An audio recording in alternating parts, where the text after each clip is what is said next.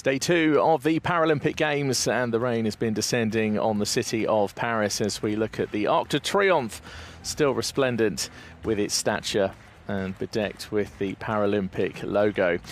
It's day 2. My name is Rory McAllister, and I'll be your commentator for the para table tennis coming up for the rest of this evening.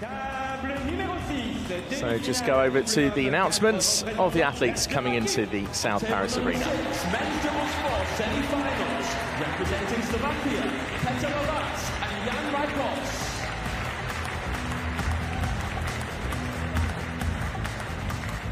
So that's the draw that's ahead of us of the quarterfinals. We'll have Brazil versus France on table 1 in just a couple of moments. Chateau and Parkin Show. So Luis-Philippe Menara and Claudia Massad will take on the French duo in the home nation of Mateo Barreiros and Thomas Pouvet. On table number 1, men's doubles 18 quarterfinals, representing Brazil, Luis-Philippe Menara and Claudia Massad.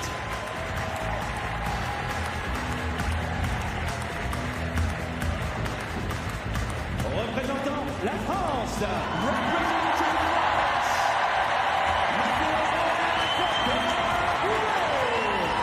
Just hear the applause for the home nation and the two athletes from France in this packed arena. Great to see so many people here for para table tennis.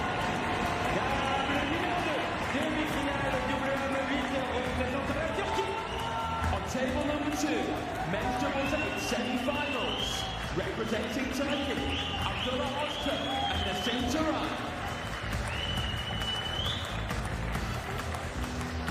Représentant l'Allemagne, representing Germany, Valentin Baus and Thomas Schmidberger.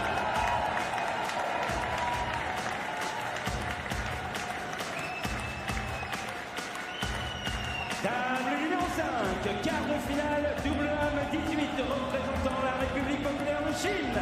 On table number 5, men's doubles 18 quarterfinals, representing the People's Republic of China, Liu Xiaodong and Zhao Yiqing.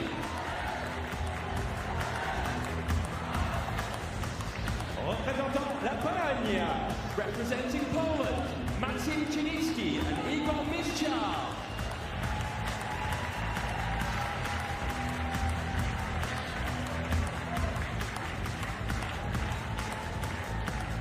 Table numéro 3, quart de finale, double homme 18, représentant la Suède. And finally, on table number 3, men's doubles 18 quarterfinals, representing Sweden, Emil Andersson and Daniel Gustafsson.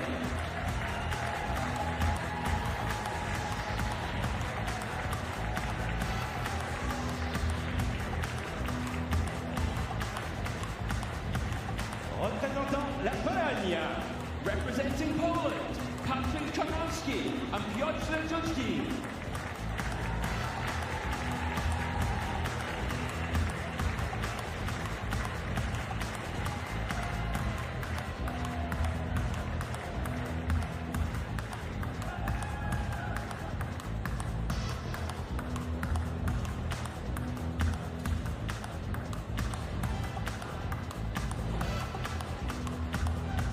The Brazilian duo just settling into the arena on the practice tables, which is adjacent to the field of play. There's multiple tables in the South Paris Arena. As quarterfinal is between Brazil and France, and the duo from France got a huge round of applause. So loud when they came into the field of play, and of course, France being the home nation, you'd expect that.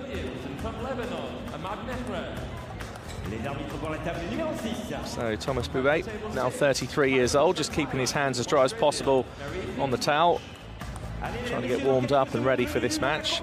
Now 33 years old. And Mateo Barreiros is his partner, 27 years old now. And the French are pumped, they're ready to go. And I hope you are too. This is going to be very interesting indeed. Can't wait for this one. So Jonathan Whitaker of Great Britain, the umpire will toss the coin to decide who goes first. Just asking the players if they're happy with their decisions. And France now being asked whether or not they want to go.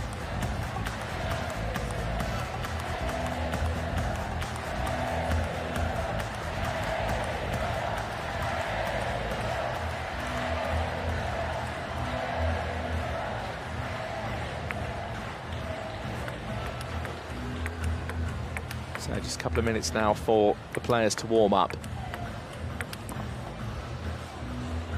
That just gives them a feel for the arena.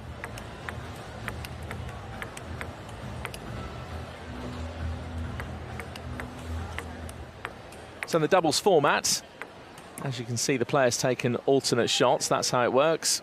Part of the challenge is to get out of the way so that your partner can play their shot. The service always goes from right to left. And that goes over the net and over the line.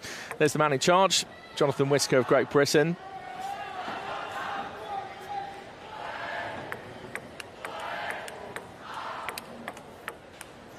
And here's our second umpire from Tunisia. Had a lovely holiday there last year, Najee Gatchim.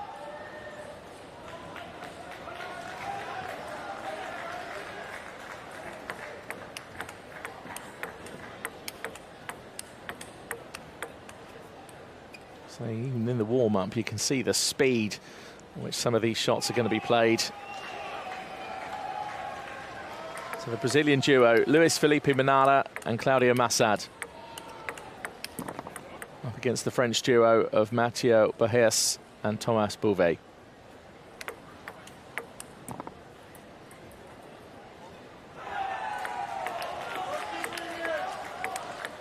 So first team to 11.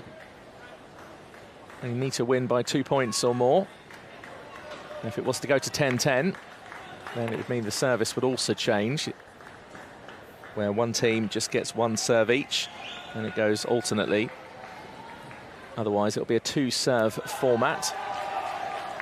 So the team that serves first gets two serves. The idea is to try and use your serve to your advantage, try and get the points off that. And then once you've had your two serves, then the other team get theirs. There is what's known as a let, and that's if the ball hits the net and goes over to the other side of the table, then the serve will be taken again.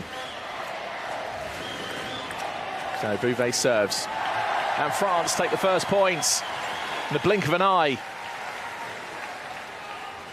The French duo are 1-0 up.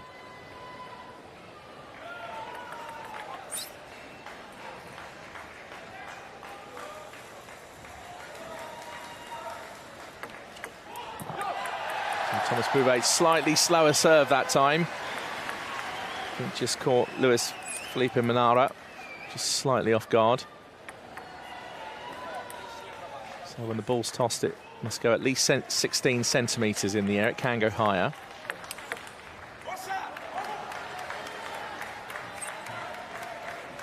And Bouvet just a bit long with that shot. And Claudio Massad just stepped aside, let the ball go off the table. Points go to Brazil.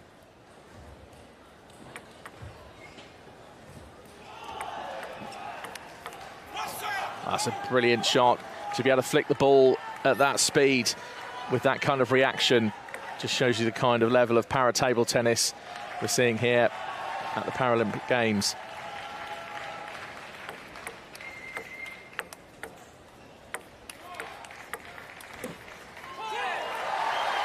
Great shot from Bouvet just a second ago. On the diagonal, across the table. Just had enough on it. And France, once again, a point in front with two serves.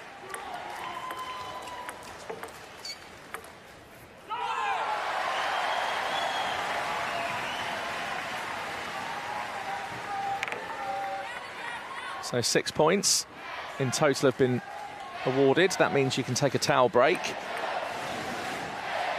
Sometimes it's not even necessarily to towel yourself down, it's just to disrupt some rhythm, try and control the game mentally.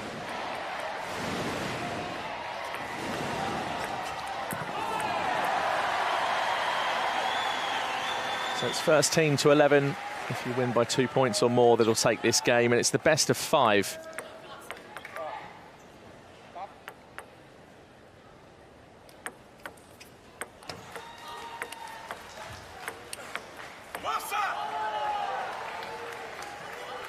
So the return there from Barres landed on the French side of the table and then over the net, so the points go to Brazil. So Brazil get another point from that. There's 2 points still in it. France 5, Brazil 3.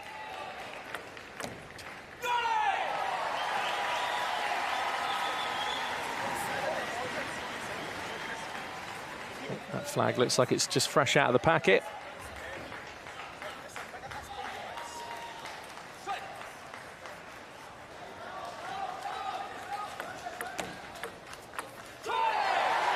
Another great serve from Bouvet as well, just getting some spin on that ball as it goes over the net.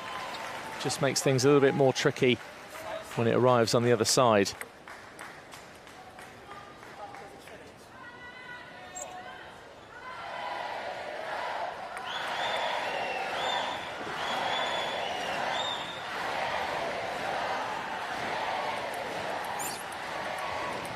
So we see the players just wiping their hands near the net. That's to try and keep the perspiration and sweat away.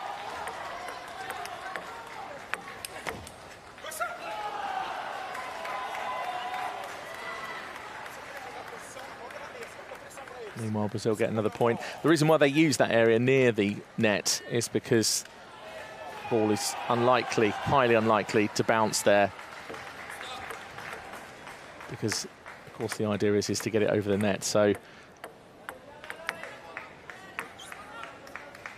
the umpire just saying that serve needs to go again. You just need to watch the direction of the ball. 16 centimetres is the minimum height. I mean, you can toss it higher if you wish.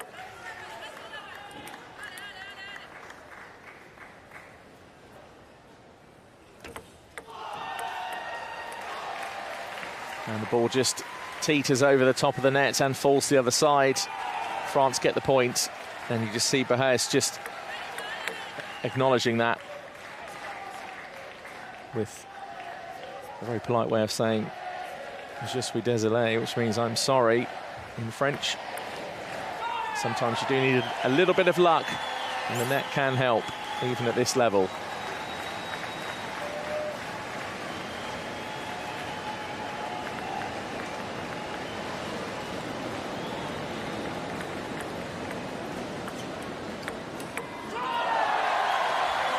And just a huge gap on the other side of the table. And Mateo Barres just saw that. And you can see here, took full advantage. Real pace, real topspin, keeping the ball over the net and down. And just skidding off the other side of the table. And that was game point for France. A slight miss from Bouvet, but they still have another 4 chances. Second game point.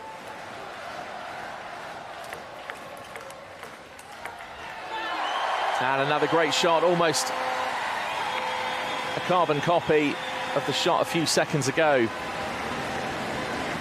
Real pace, real speed, very hard to return, particularly when the spin on it too.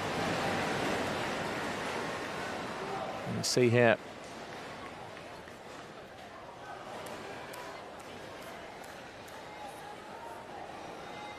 And that ball with topspin, then just going over the net, dipping down onto the table and off. And the first game goes to France, 11 points to 5. So Luis Manara and Claudia Massad must now regroup, try and come back into this match.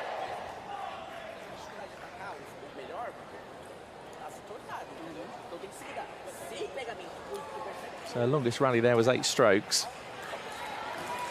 Average has been around 4. And even the first point that was awarded to France was, well, it was there and there within about 2 seconds. It's been quick.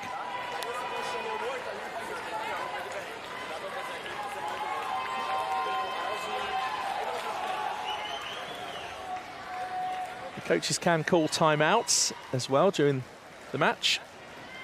Then you get 60 seconds. It does mean the other team, of course, can also gather together and group. And often they're used at poised moments in the match when perhaps you're just about to win, perhaps even just about to be eliminated.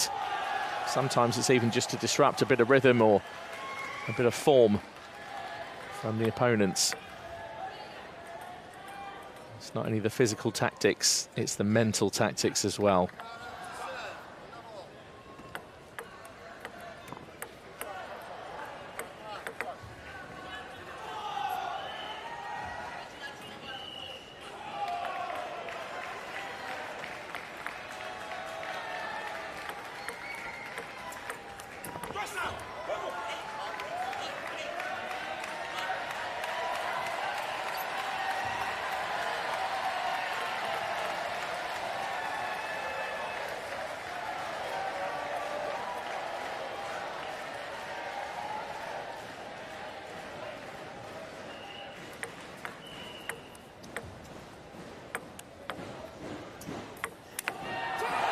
And two dummies in a row there, one from Bahaus and then also another one from Manara, just going in as if they were going to play a hard shot, changed it to a soft, but then Brazil have just left that wide open for Bahaus to come in again with that signature forehand and just smash it across the other side of the table.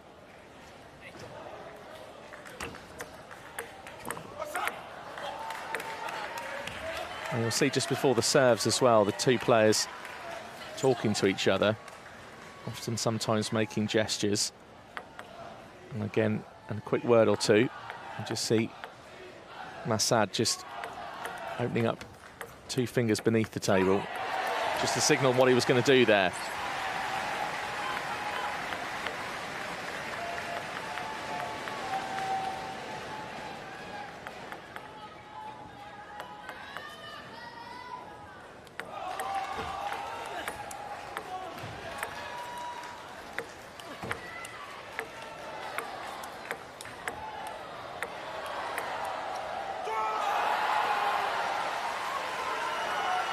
I think that was the longest rally we've had so far. Massad cheering on the crowd. Great shot there from Bouvet to get that one back. Terrific backhand there, but didn't quite come off over the other side of the table, and the Brazilians celebrate.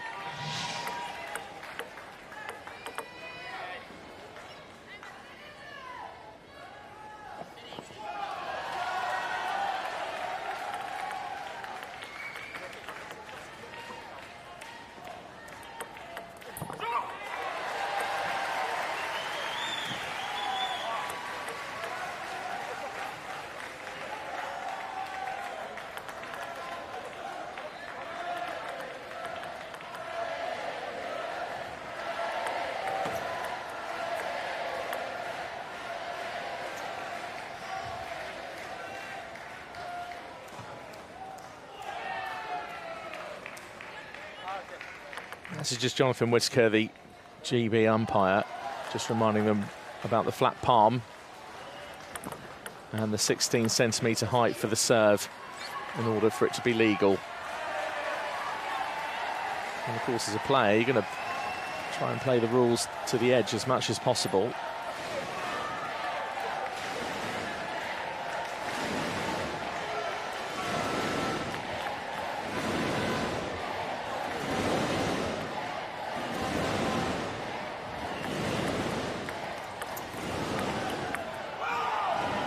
Terrific spin on that one to take the ball over the net, and with some pace as well.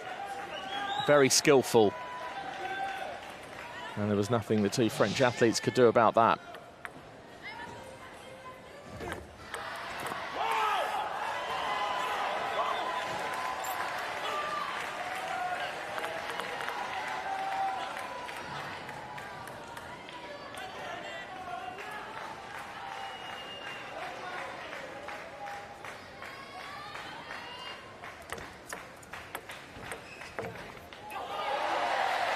Manara was unlucky there, just had to get forward, get underneath that ball.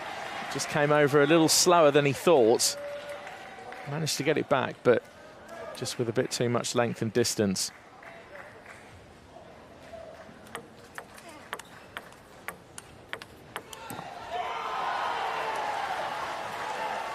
The net didn't hit out there at all for Palais. Just clipped the top. You can see it here on the slow-mo.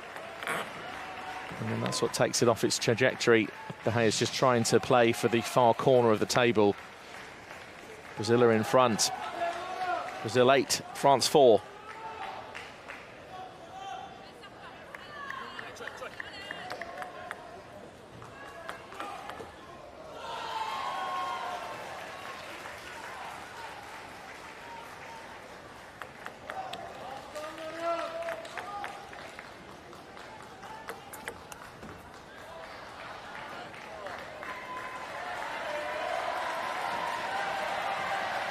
So Brazil now just 2 points away from a game win, unless France can come back.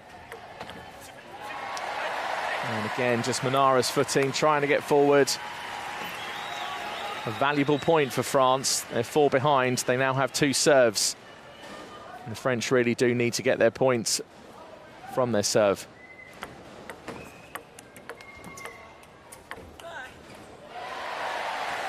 Well, that's one. Brazil, meanwhile, shot out into the lead. They know that 2 more points as it stands would seal them a game victory and take this match to 1 game each.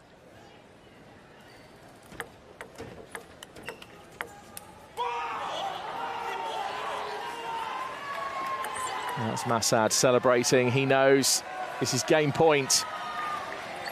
Brazil could take this match 1-1.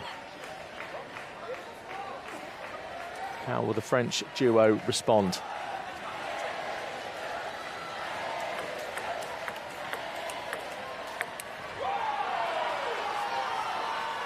And that's it. Brazil have taken that game, so it goes 1-1 despite those 2 forehand smashes from both Bovis and Bahis.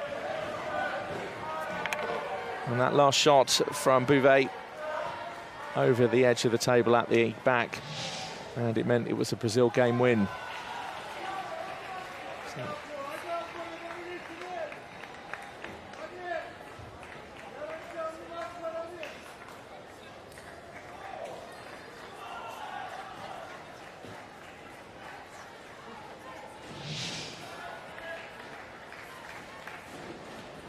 So interesting, it's gone 1-1, almost the same scores. France took the first game 11 points to 5. Brazil, with that second one, 11 points to 6.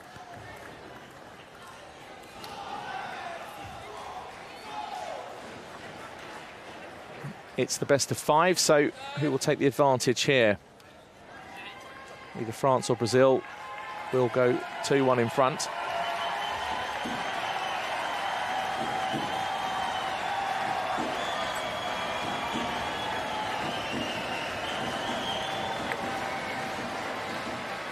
So France to serve.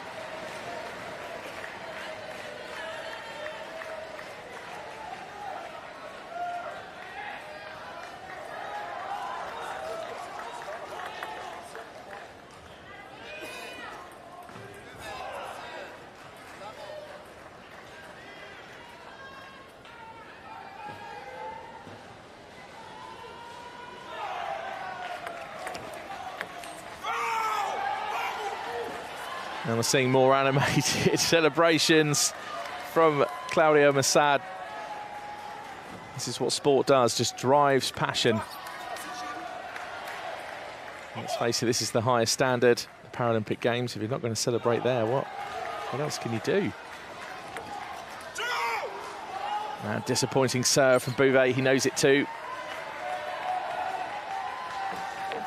Just trying to get that ball over to the other side. And a timeout has been called by the looks of things.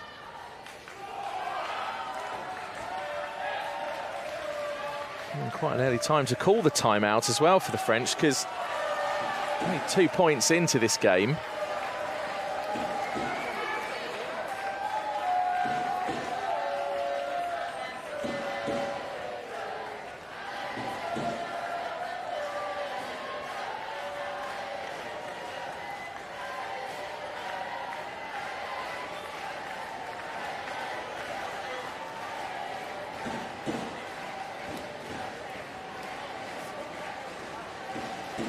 So the French team regroup.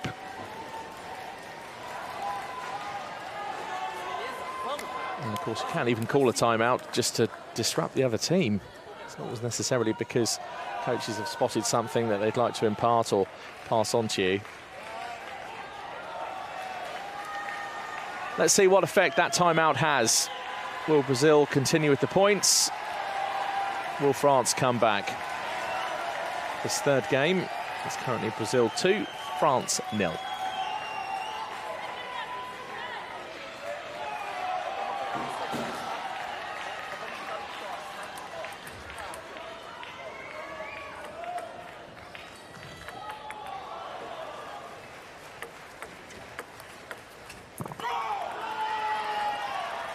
So Brazil take the third point, and they have another serve.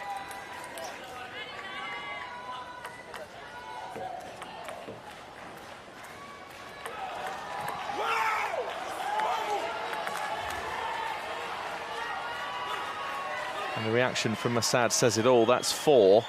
So they've won their 2 service points and the first French 2 service points.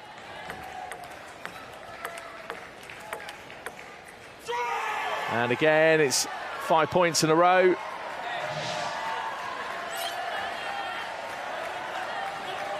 And Bouvet just going for some pace and spin and just misjudges that one.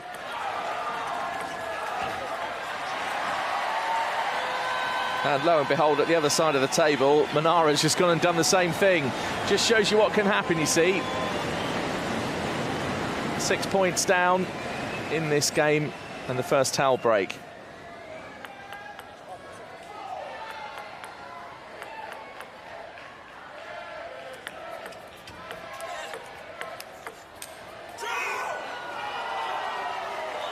So another fist pump from Massad.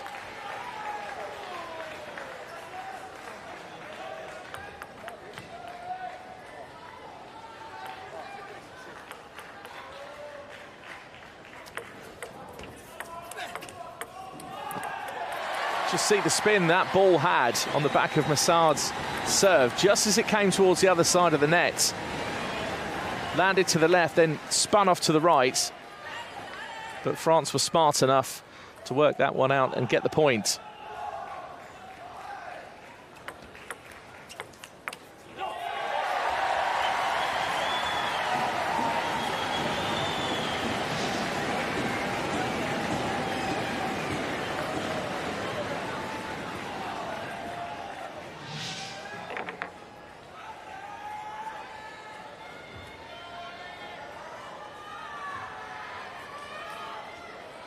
So second time out, both in this game, called by Brazil this time.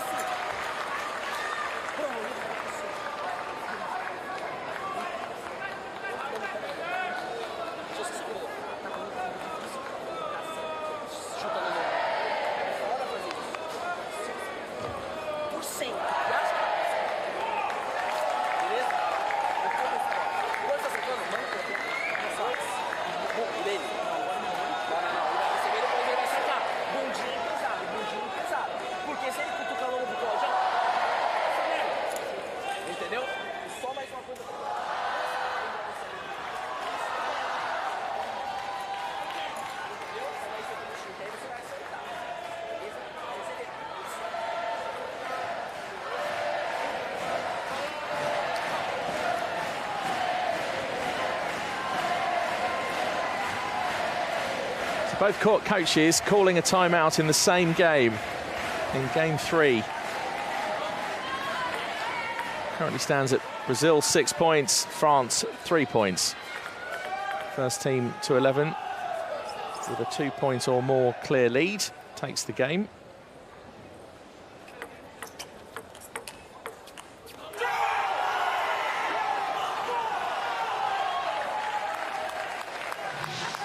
And the positive effect of that timeout has caused for more celebrations from the Brazilian team.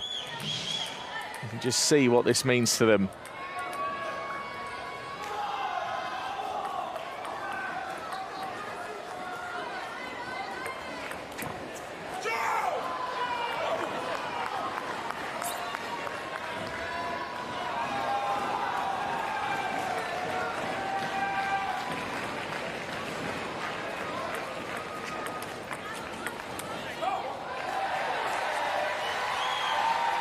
So a valuable point back for France.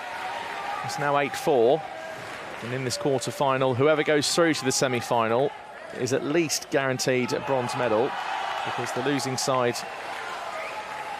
in the semi-final will take a bronze, and the winning team in the semi-final goes on to play for gold and silver. Another point from France. They're now 3 behind. Can they level this up? Brazil, meanwhile, just need 3 more points to take this game as it stands.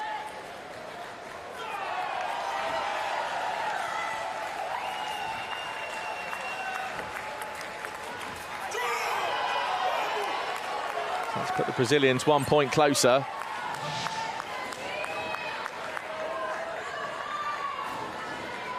And the grimace face from Mateo Bajes.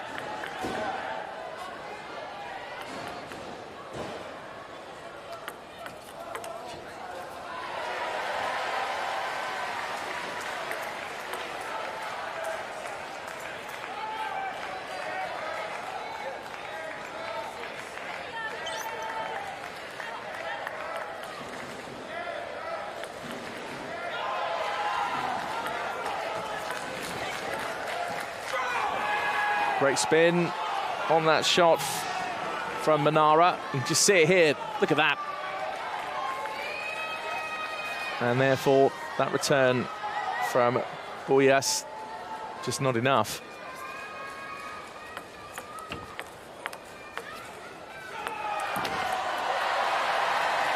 And tries the top spin shot. If you just get over the ball too much, the case necessarily sometimes of hitting it too hard, just getting over it like that, and it'll just come down like it just did for Manara. It didn't work.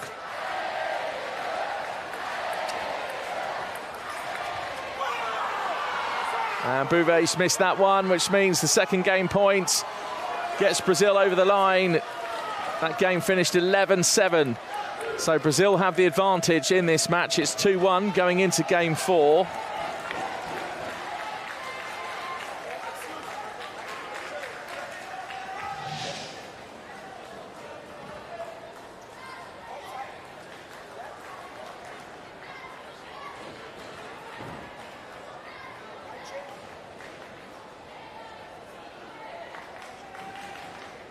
So it's the best of 5. This next game could be a decider. If Brazil were to take this next game, then they'll win 3-1. But if France were to take the game, it'll go 2-2 and down to the 5th game for the decider. So 11-5 in the first one to France, 11-6 to Brazil, and then 11-7 in that last game, game 3. 2 timeouts, both called by both coaches in game 3. So there'll be no more timeouts where they timed at the right time, particularly for France.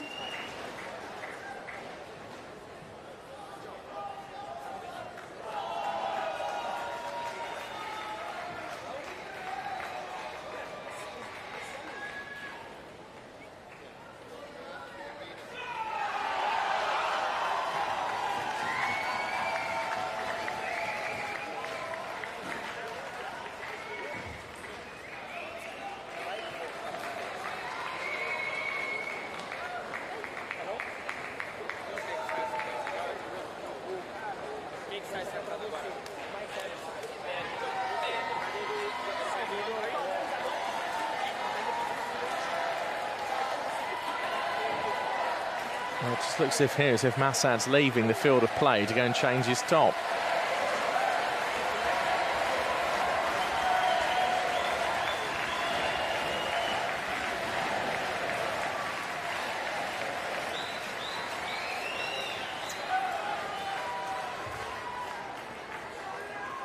So interesting moments for the French team, because of course they can use this time to just talk a little more, just prepare themselves for what's coming up, trying to stay in this quarter-final. They're 2-1 down.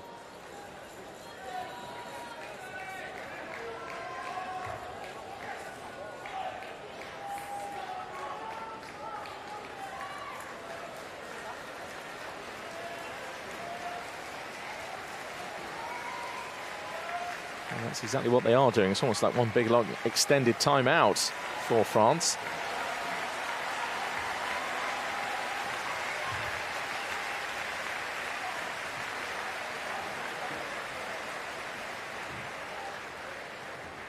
Well, Massad makes his return.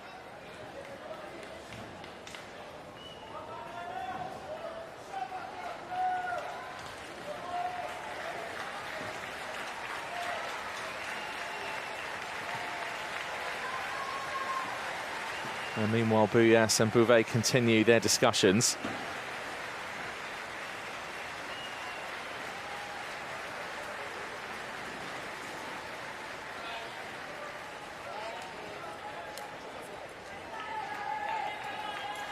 And this match can now resume. So Brazil are in front, 2-1. This could be the decider for them. If Brazil take this game, then they go through to the semi-finals 3-1. Meanwhile, France now trying to win this game to stay in this quarter-final.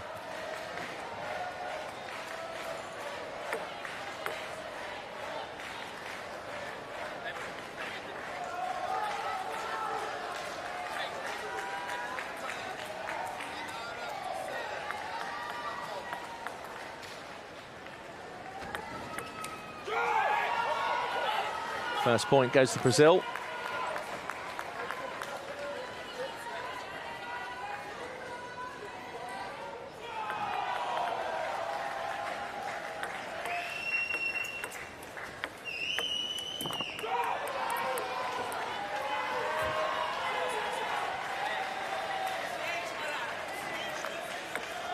So Brazil now 2 points in front. France to serve. This is crucial.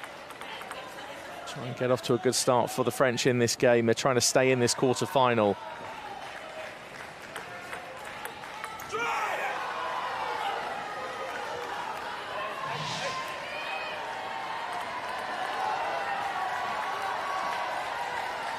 Oh yes, it's just mistimed that shot.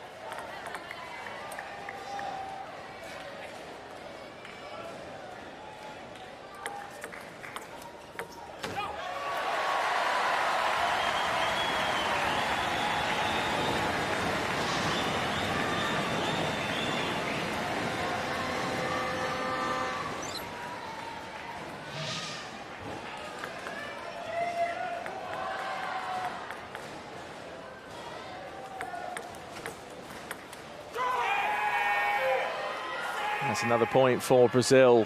France need to make sure this game doesn't slip away.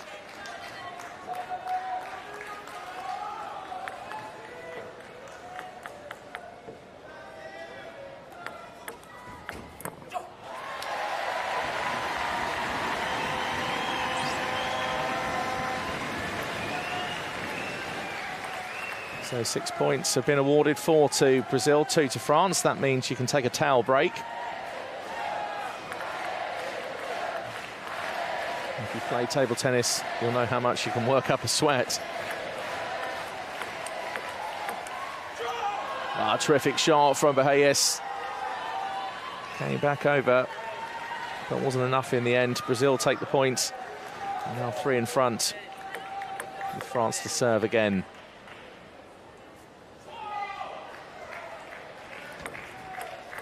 And that's a let. So I get the service again.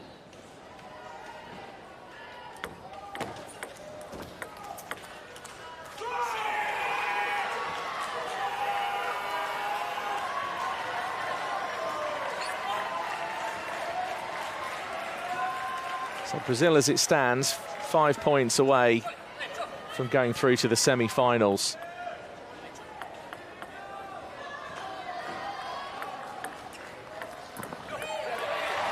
Well, that'll help the French duo. Perhaps even a glimmer of hope for them to stay in this quarter-final. They're now 3 points behind and face the Brazilian serve.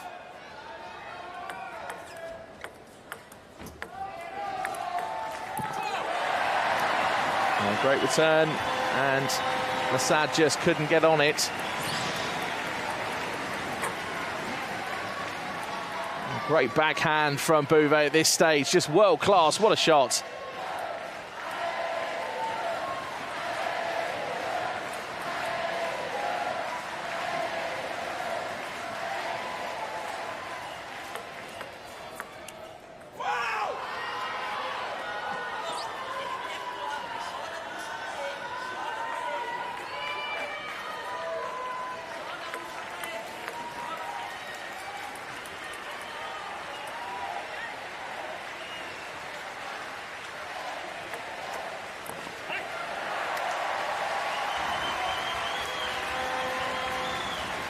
Well, France almost, just, maybe, nearly back in this game. First team to 11 with a 2 points or more clear lead takes the game. If it goes 10-10, it will go to single serves per team.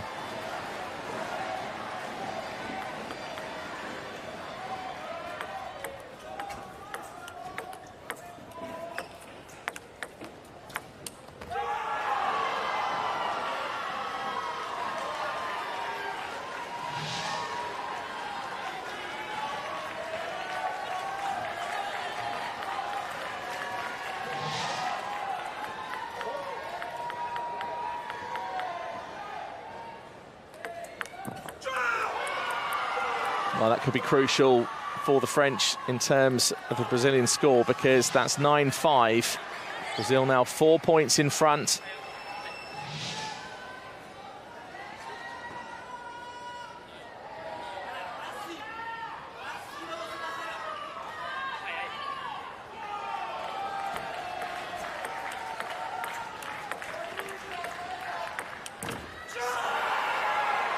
And that ball has clipped the net and gone over the back.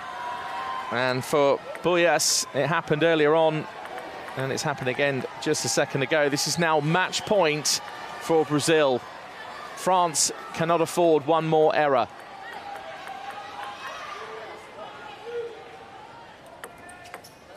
And that's a let. That's nerves.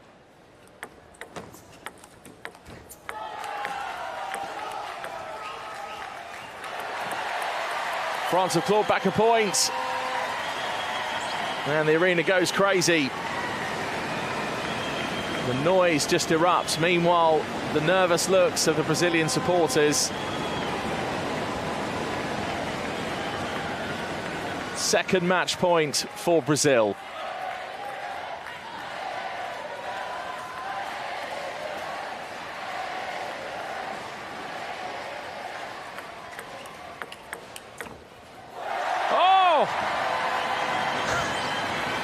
Would you believe it?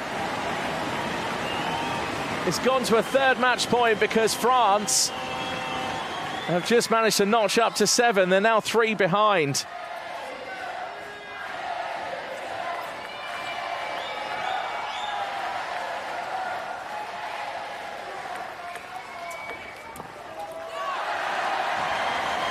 And France have another point and a towel break. Just that return from Massad. After that slower, softer shot, he came in for the return, clipped the net, and the ball went off the table. Fourth match point for Brazil. France need the next 2 points to stay in this quarter-final. Brazil on the brink of going to the semis.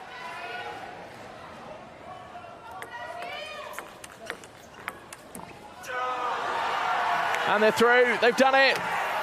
Massad celebrates. And Manara leaping around and now leaps onto the back of Massad. And just look what it means to the Brazilian team. I mean, watching these scenes, you'd think they'd already won a gold medal. They are through to the semi-finals. And for France, the home nation, and the duo Bouvet and Buyas, what a comeback at the end in that game. They had an awful lot to try and achieve. It didn't quite work out for them. And this Brazilian duo have done it.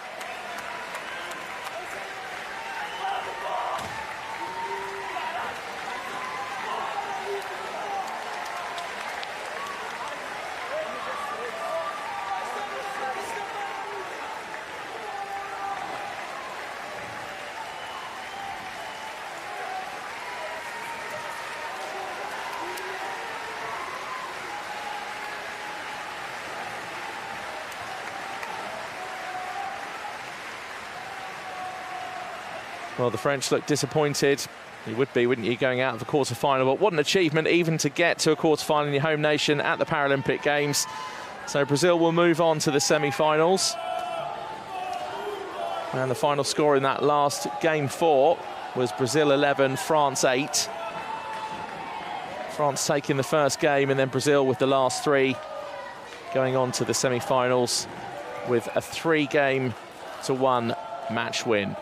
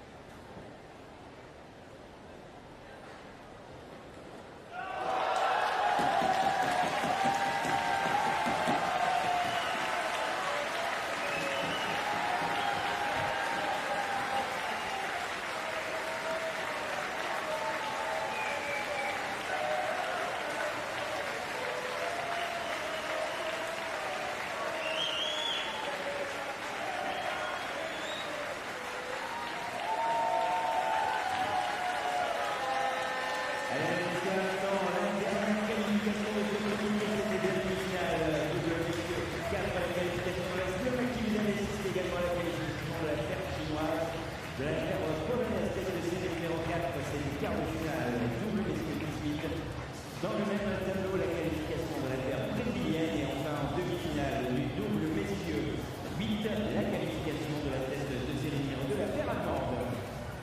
Brilliant way to finish off the sessions there for the Slovakians. They're through to the final of men's doubles four. And that concludes this round. We'll be with you again in just over 6 minutes in the next round of matches. Avec quelques points de la compétition, on compte sur vous.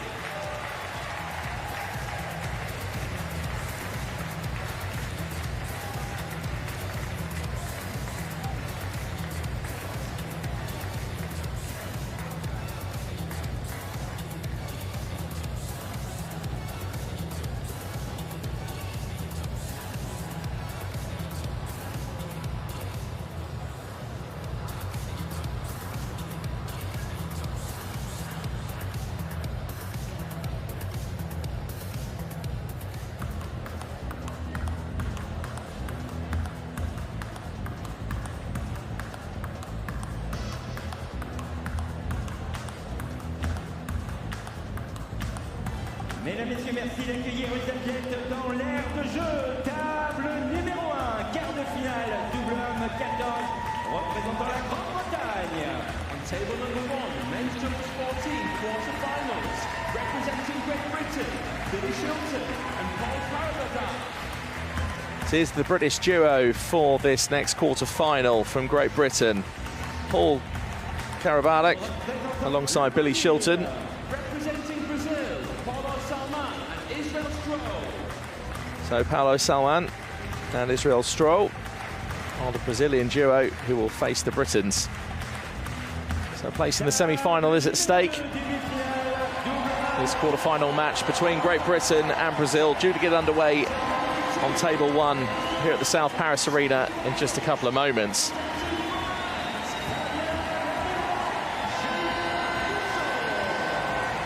Well, huge noise and cheers from the crowd, packed, sold out. Great to see so many people here for para table tennis, and you can just see how many French supporters are here as well, waving the flag. And so proud to be here, of course, in their home nation for this Paralympic Games at Paris 2024. There's Andrew Rushton, the great British coach.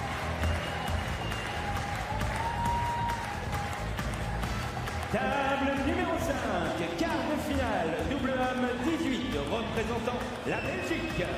On table number 5, men's doubles 18, quarterfinals, representing Belgium, Roland-Garros and Chateau.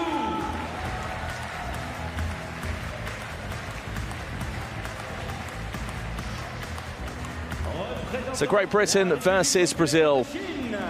Quarter-final, a place in the semi-finals at stake. It means at least then a bronze medal is guaranteed if you get through to the semis.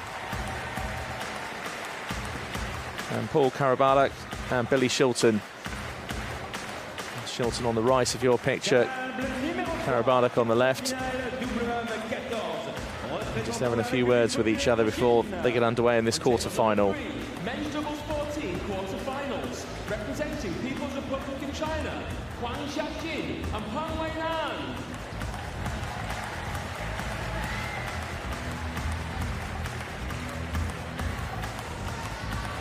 Représentant la Thaïlande. Representing Thailand, visit Wangthong Phatmanasiri and Rungdro Tainyon.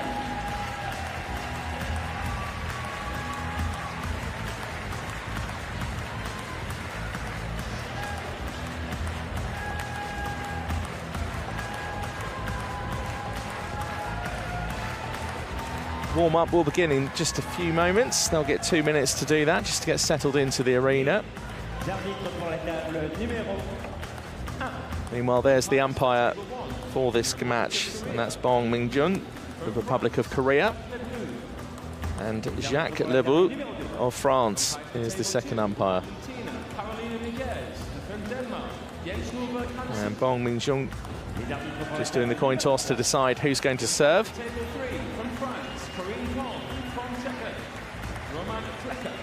Et les arbitres pour la table numéro 5. The umpires for table 5 from Germany, Anja Dersdorf, and from France, Jackie Simon. Allez, mesdames, messieurs, les supporters de chacune des équipes, c'est le moment de se faire entendre et de faire du bruit!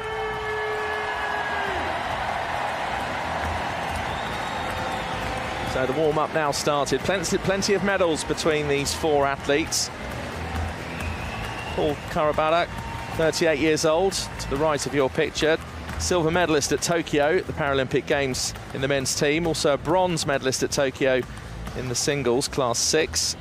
Gold medalist at World Championship level in the doubles. And also 2 bronze medals in the World Championships in the men's team. Billy Shilton, meanwhile, he's not without medals either. Bronze medalist at Tokyo in the men's team. Gold medalist at the World Championships in doubles. And a bronze medalist at World Championships in doubles as well. And Billy says his ambition was just to compete here at the Paralympic Games. Well, Billy, you're here. He says as far as para-table tennis is concerned, he just loves it. So his dad got him into it, played a practice session with him, and never looked back. And I think that's the thing about table tennis. You give it a go, and there's just something about it that just hooks you in. You just want to keep going. You just want to play more. Meanwhile, having a closer look at the Brazilian duo, Paulo Salmin, who's 30 years old. He's competed at the Tokyo Paralympic Games. He's now here competing in France.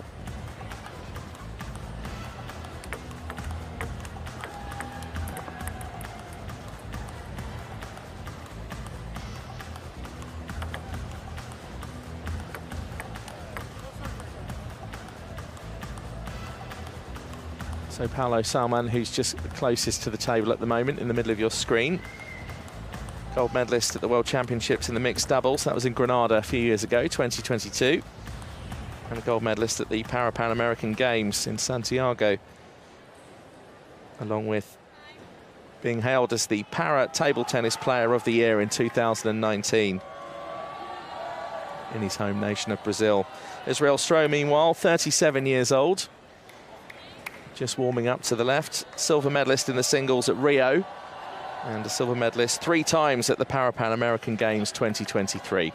So here we go, best of 5, Great Britain to serve. And that's a let on that first service, which means Karabalak will go again. And Shilton just stabs at that one, goes into the net. Brazil get the first point.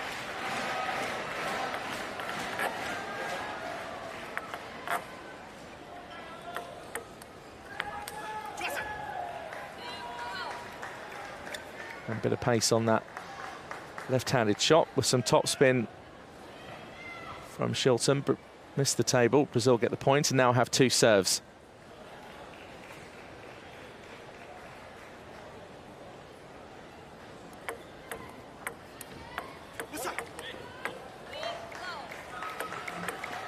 So another point for Brazil. And the ball must be served on a flat palm. We'll see that in just a second.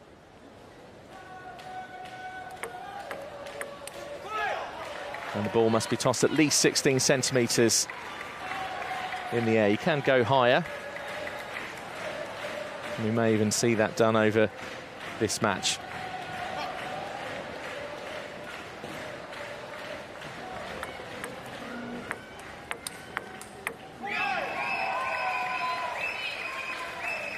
If you're not able to serve on a flat palm, you can use the flat part of the racket just to serve all in one motion. But in a doubles match, the players take their shot alternatively, so part of the challenge is making sure your teammate can take their shot.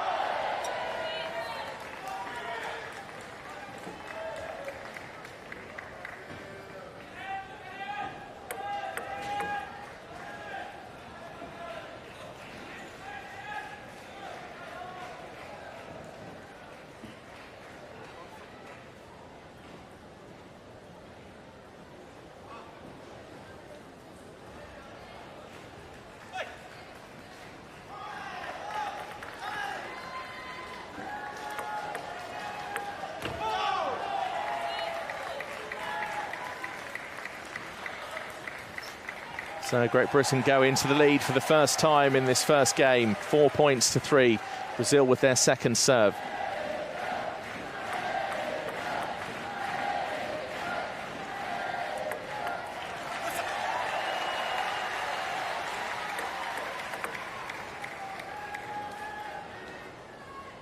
And it's gone level once again. So a nervy start really to this doubles match. A place in the semi-finals at stake. And if you get through to the semis, you're guaranteed at least a bronze, because even if you lose the semi-final, you get the bronze medal. The winning team goes on to compete for gold and silver. First team to 11 points takes the game, but you need to win by 2 points or more.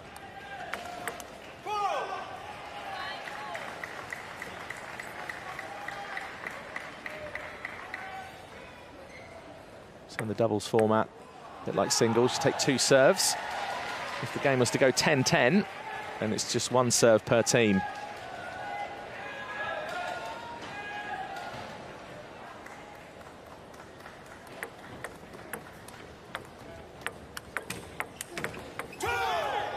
Now that was a terrific return from Billy Shilton, but just the power of Paolo Salmin just coming back at him.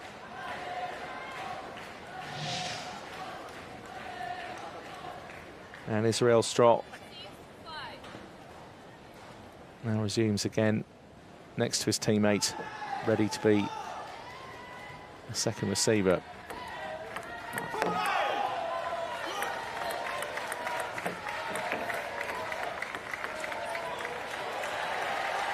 So 6 points apiece. And after 6 points have been awarded across 2 teams, then you can take the towel break. And if you play table tennis, then you'll know that you always need a towel nearby.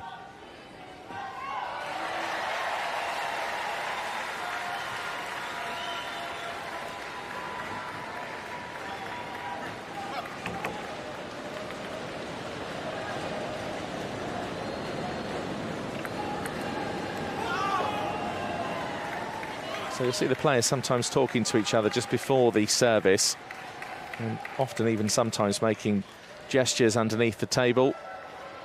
It's just to try and outfox the other team. It's as mentally challenging as it is physical.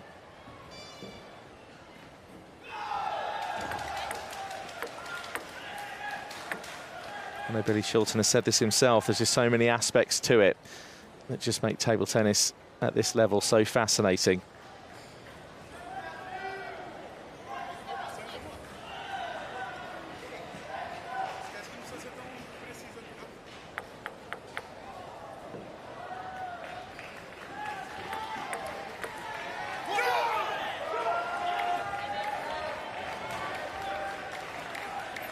Well, Great Britain were in front. It's now gone level again, 7-7, a close match so far. It's the best of 5. Are we going to see it go that far?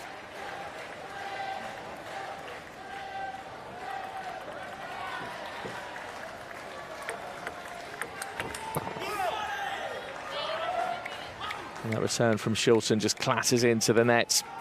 Brazil go back in front. First team to 11 points takes the game win, but you need to get to 11 points with a 2-point margin at least.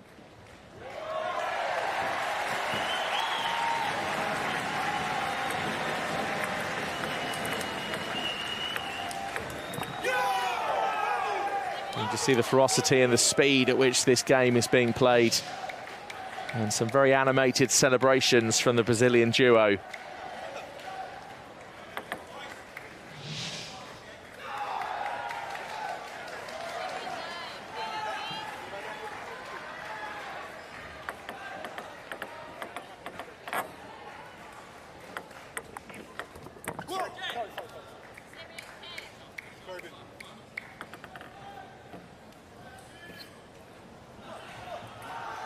So this is game point for Brazil, unless Great Britain can come back and level this up at 10-10.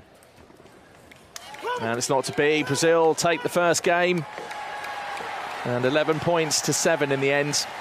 So Billy Shelton and Paul Karabatic will have to come back in game 2 and see if they can level things up. At the moment, Brazilians have the advantage. They're one game in front in this best-of-5 quarter-final with a place in the semi-finals at stake. So Andrew Rushton, the great British coach, just giving some words of instruction and encouragement.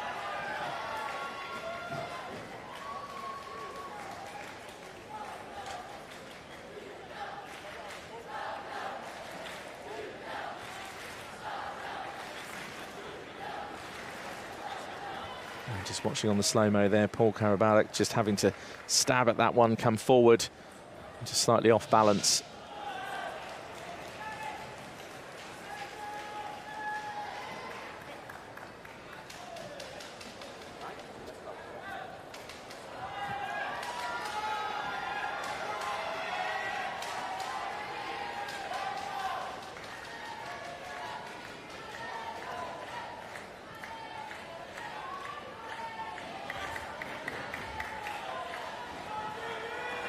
So it's 1-0 for Brazil. And Bong Min-jung from Republic of Korea, the umpire, tosses the ball back. And we settle in now for this Brazilian serve of the first of 2.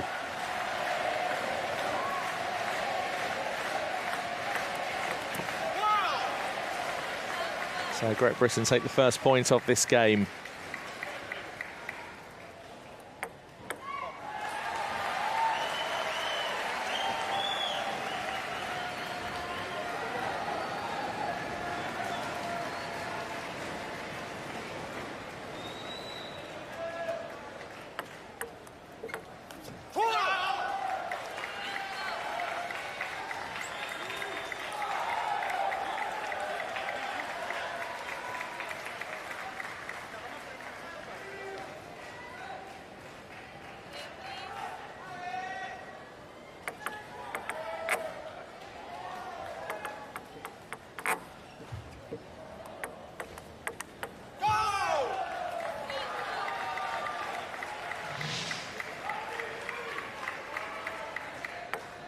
That was a great backhand return from Billy Shelton. The fist pump says it all. Great start for Great Britain in this game. 3 points to nothing. And Shelton did so well to get back on that return, and just Salman just apologising because his return shot then clipped the net and went over onto the Great British side. Still counts as a point, so therefore it's Great Britain 3, Brazil 1.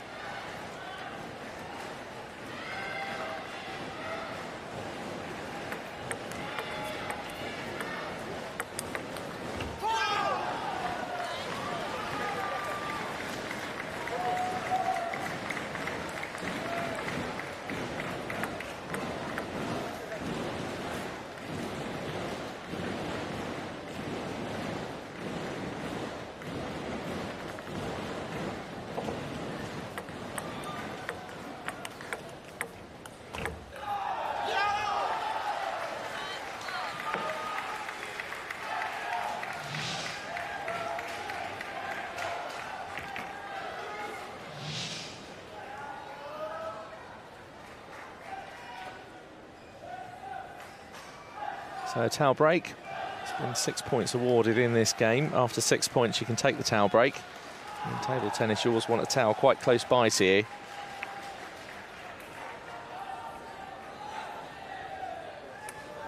And perhaps this is the first time you've watched para table tennis. If you like what you're seeing and wouldn't mind giving it a go, get on the internet, contact your local club, tell them you've seen it on the TV and you'd like to try. And if you were to do that, you may very well find yourself going back time and time again. It's now 5-2 to Great Britain, their second serve with Billy Shelton.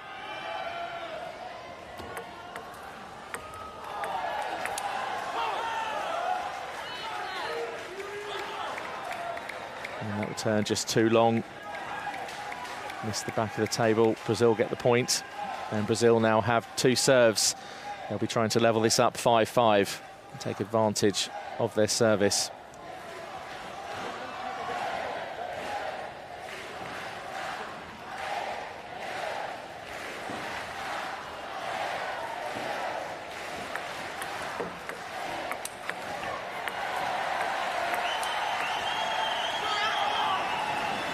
Well, that slice serve set up a decent rally.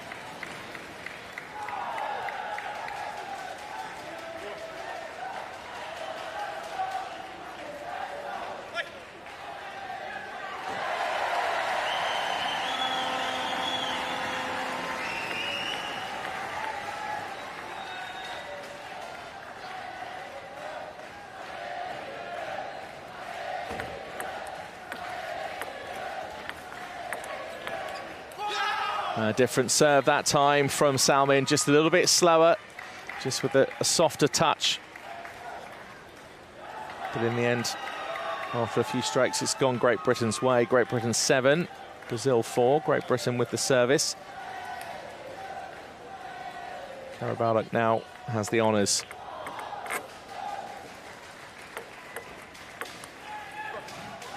And again, we were explaining earlier on with the serve and the flat palm. You see the way Karabaluk just serves then all in one motion. And that's also allowed at this level.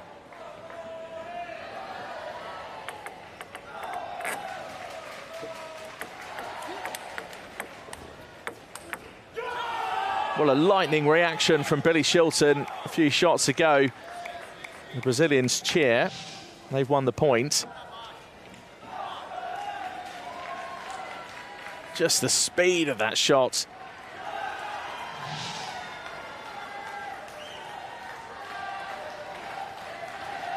And now it's 7-5.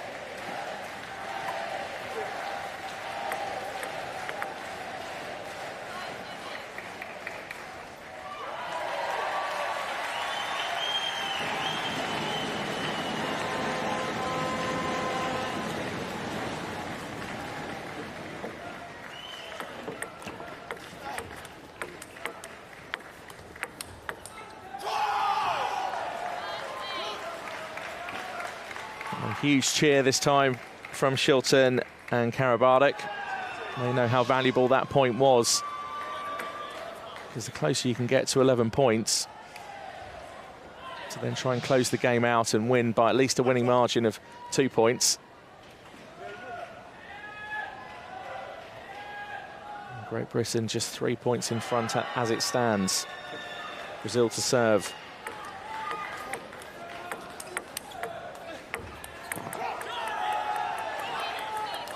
Another decent rally with some real pacey shots.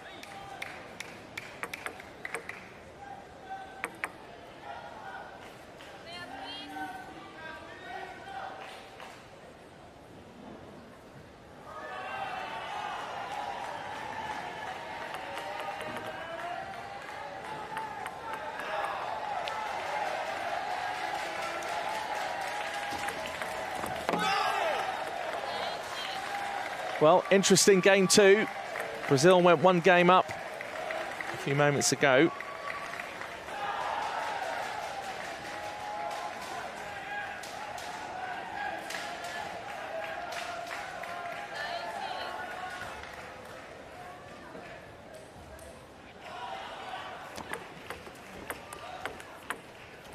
And that was a terrific shot, just clipping the edge of the table.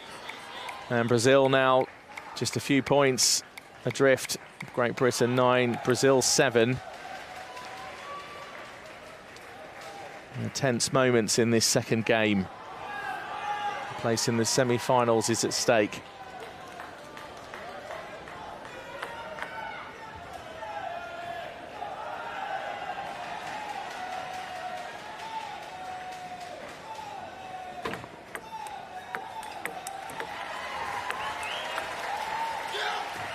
Well, amazing really for Salman just to fall down on the floor and get back up again so quickly. Just real athleticism. And it's game point for Great Britain.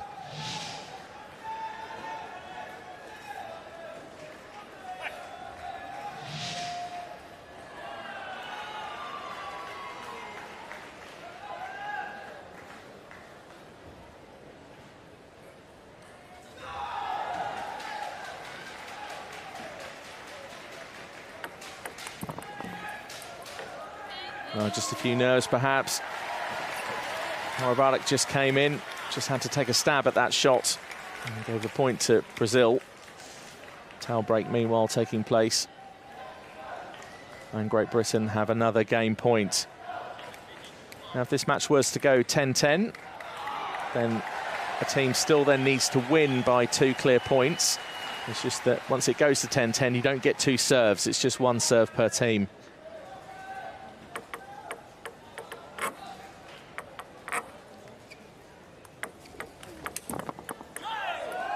And Billy Shilton perhaps just a bit too quick there. Trying to get some spin on that ball, also trying to get some pace as well to try and get enough speed on the ball and get it back over the net and leave the Brazilians struggling. As it turns out, Great Britain now just still 1 point in front, 3rd game point.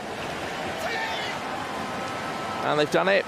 And Brazil, the shot's just gone too long over the back of the table, and at least Great Britain now have levelled this back up for themselves because they were 1 game down and they lost that first one 11-7 and have come back in that second game with 11 points to 9.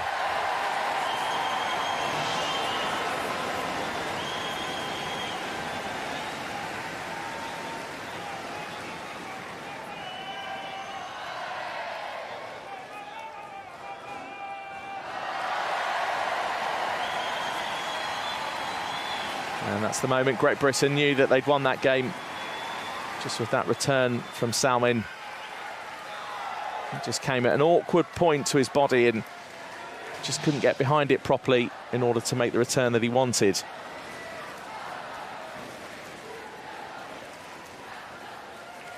Interesting, 1-1. And now we go into game 3.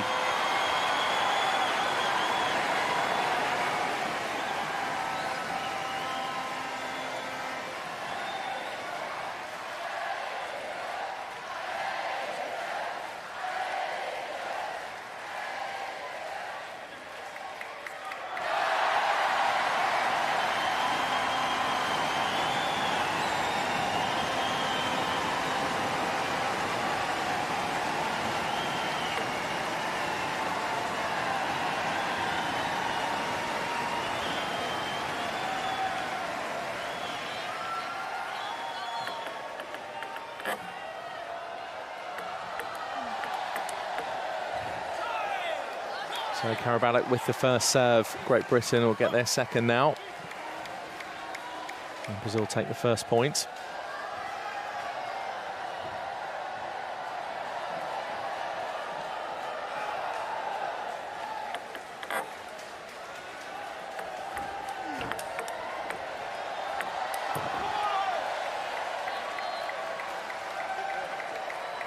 And it's going to stumble from Salman.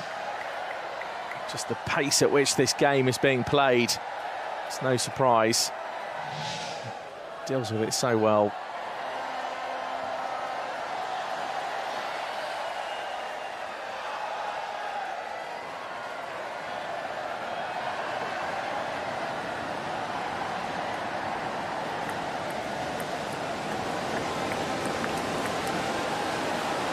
Well, a softer serve that time from Brazil. Didn't catch Billy Shilton out, though. He was wise to it and got to the ball quite close to the net as well, down the side of the table. Great Britain 2 points to 1.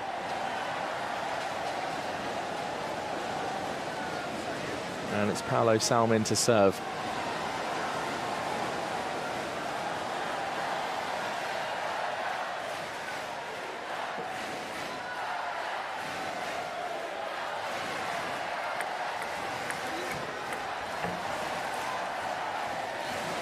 So the ball must be raised at least 16 centimetres when it comes to the serve. And in doubles, you have to go from right to left. Obviously, the ball has to get over the net and over the middle line as well, down the middle of the table. In singles, it's just about getting the ball onto the other side.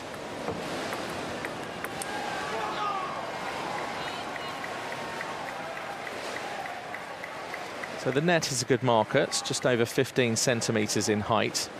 So if you're tossing the ball up high enough over the net, then you're just about right. You can toss it higher than that and you will see it. Like there, for example.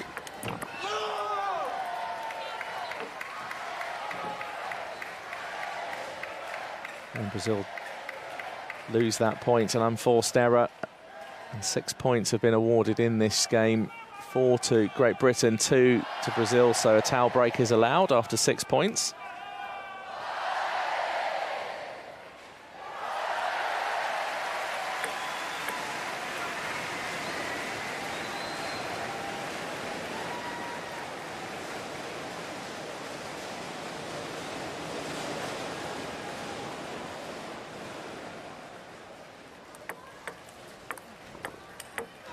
A great return from Billy Shilton. Terrific. That backhand, oh, it's just like lightning. I think even he's just taking a long sip of his drink after what he's just seen.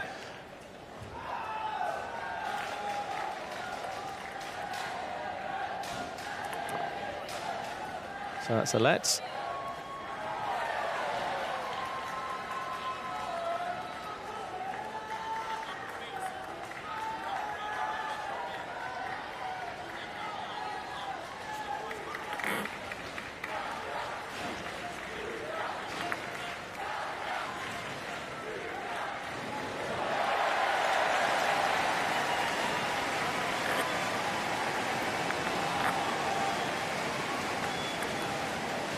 So I thought their let was called, but the point was awarded to Great Britain.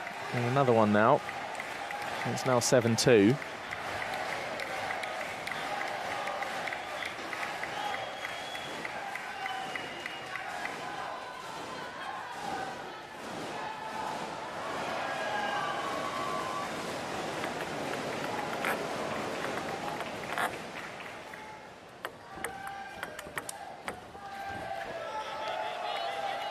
That's a terrific return because Karabalik just struggling to get over towards that one. That can happen with those cross-diagonal shots.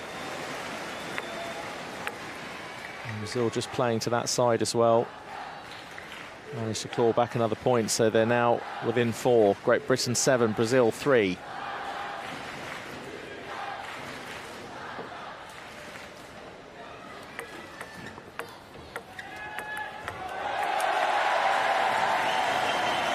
And lots of pace on that shot, coming over from Israel Stroll.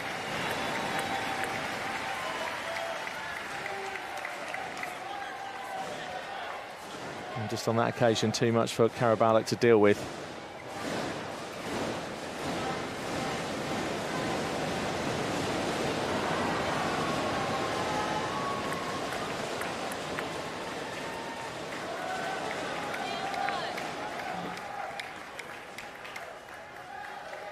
So it's now 7-5.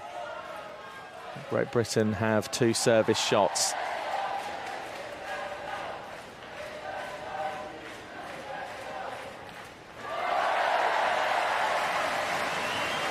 So they've yet to get a rally into double figures across the 3 games so far. Longest rally's been 9 strokes in game 2.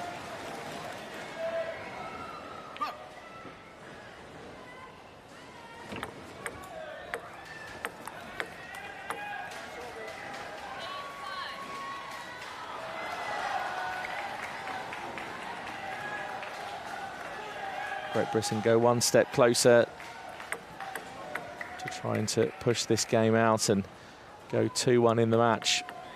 First team to 11 with 2 or more at least clear points will take the game win.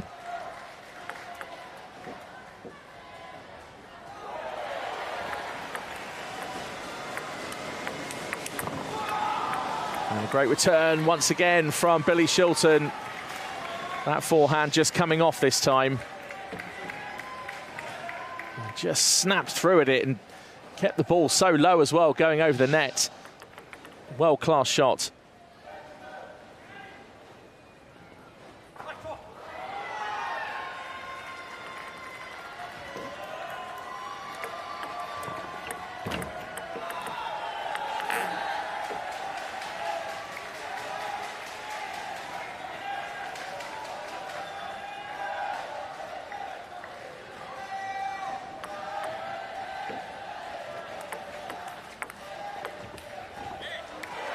And Shilton just gets on the wrong side of that ball, smacks it up into the air.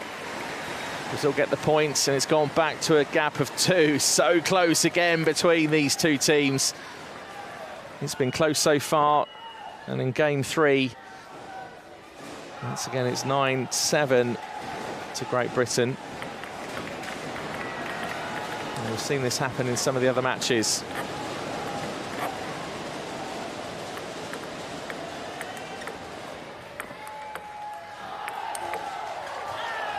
And terrific return from Israel Stroh. Just saw the gap there and played down that side of the table. And that's the Brazilians the second time they've done that, knowing then that Paul Karabalek has to get over to get the backhand to that shot. And Great Britain have called a timeout.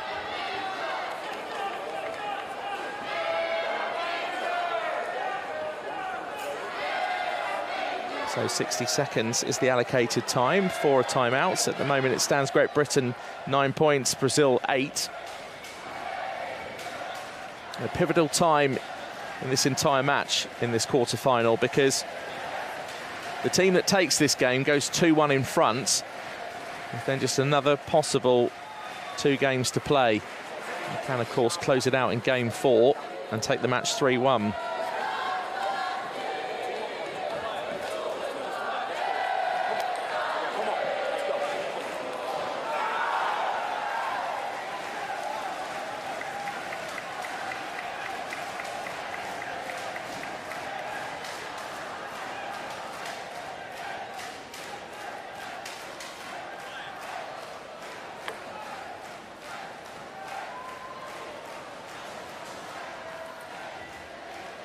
I didn't quite catch what Andrew Rushton was saying to both Shilton and Karabalek, but it's clearly something he spotted and wants them to work on. Karabalek now will serve. It does mean that Billy Shilton is over to that side of the table, left-handed as well, so if the Brazilians were to play to that side of the table, then it might be a tactical switch to get Billy Shilton over to try and cover that shot so that Karabalek doesn't have to play the backhand. But Brazil have levelled it. They've got another service and a chance to go 10-9.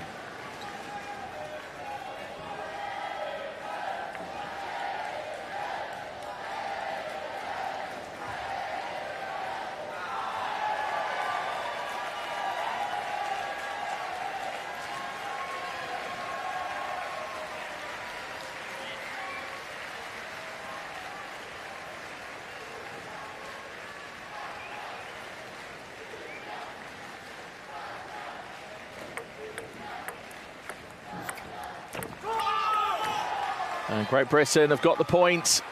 Such a crucial stage of this quarter-final. A place in the semi-finals is at stake. It's game point for Great Britain. If they can take this 11-9, that's enough. First team to 11, you need to win by 2 clear points or more.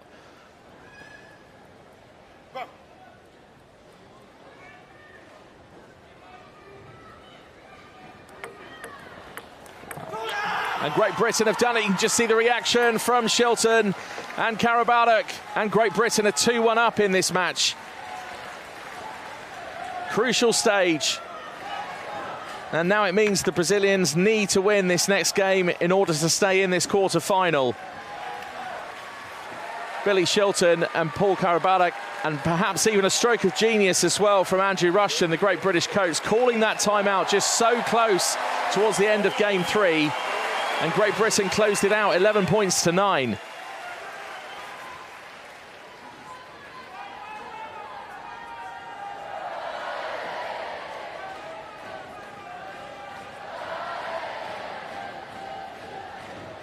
Some of the backhand shots that Billy Shilton's been playing in this match, just truly remarkable.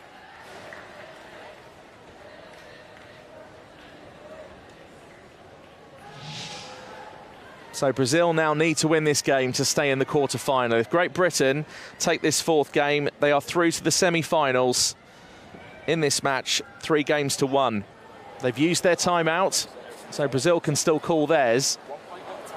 And the British team will still be able to make a benefit of that by being able to talk to each other and go over to the coach. So Shilton pats the back of Karabalak and said, let's go.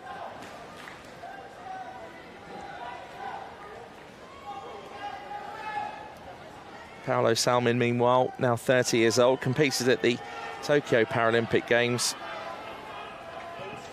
I'm sure he'll be keen to move on to the semi-finals and try and get a Paralympic medal. If you get to the semi-finals, you are guaranteed a bronze, because the winners of the match go on to play in the final for gold and silver. Meanwhile, Israel Stroh, who took a silver medal at the Rio Paralympics, just on the left of your picture, is also a silver medalist at the Pan American Games. Took 3 there last year. And that shot from Billy Shilton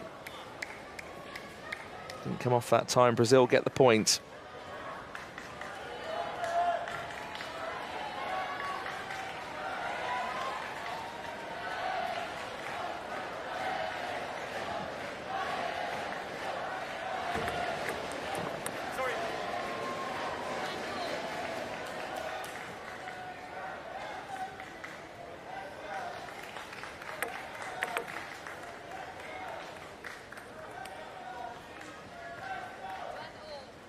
Such a steely and determined look from Paolo Salmin.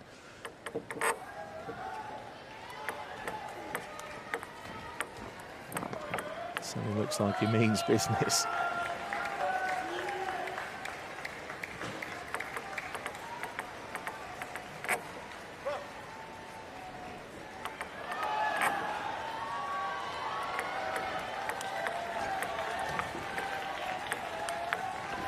Billy Shilton once again with 2 of those backhands in a row. Both of his shots played that way. And just see the whip. It just gets on that backhand. That's another point for Great Britain. It's now 2-2.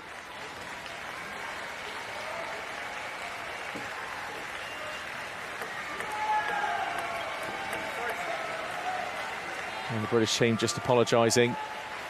Just because the ball caught the top of the net, it then goes over. Great Britain get the point. But that's table tennis, it happens.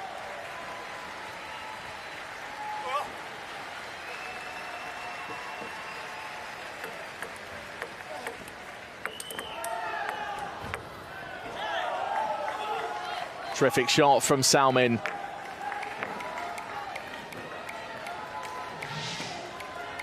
Have another look at that as it came in.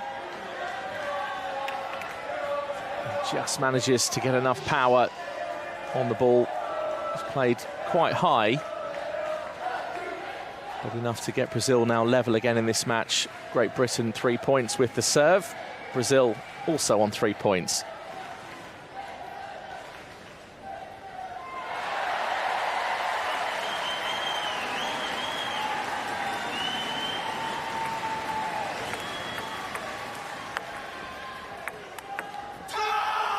Great return from Karabalak, and you just see what it means to the British duo. What a shot at this stage of the quarter-final.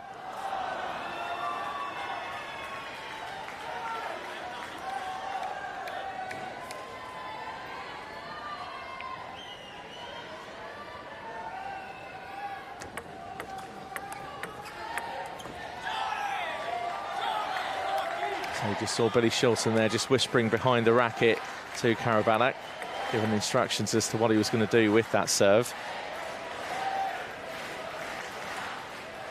It's been so close between these 2 teams, and once again in game 4, the score's locked, 4 points each.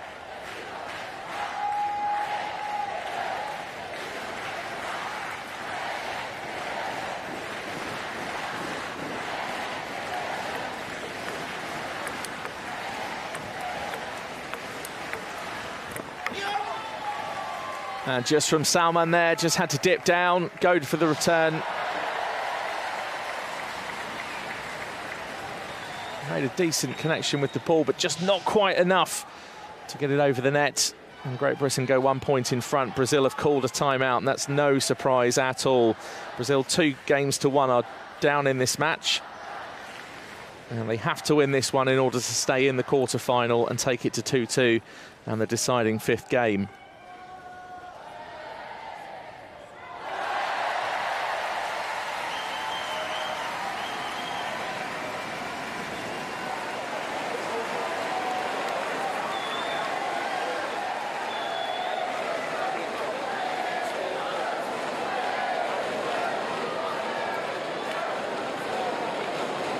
So Andrew Rushton doing his best to keep the two Britons fired up. Billy Shilton, a bronze medalist in Tokyo in the men's team. Just 3 years ago, after Tokyo was delayed because of the pandemic. Meanwhile, the Brazilians look like they're taking the full time allocation just to disrupt the rhythm of the great British duo.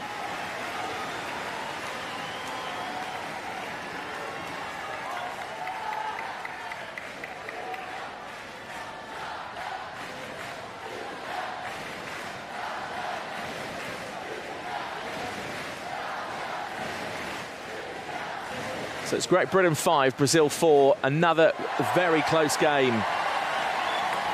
And a place in the semi-final is what will be awarded to the team that goes through.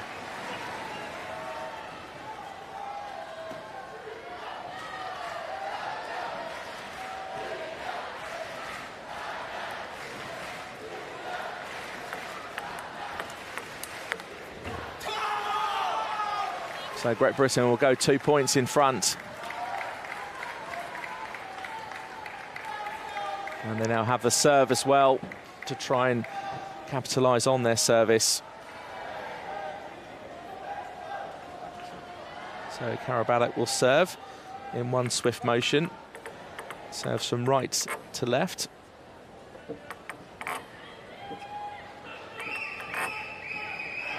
And it's left to right as you look, but from the right-hand side of the table on the British side. And in doubles, the ball goes 16 centimetres at least in the air. That's to make it a legal serve. And once it is illegal, an illegal serve goes over the net and over the line as well to the other diagonal.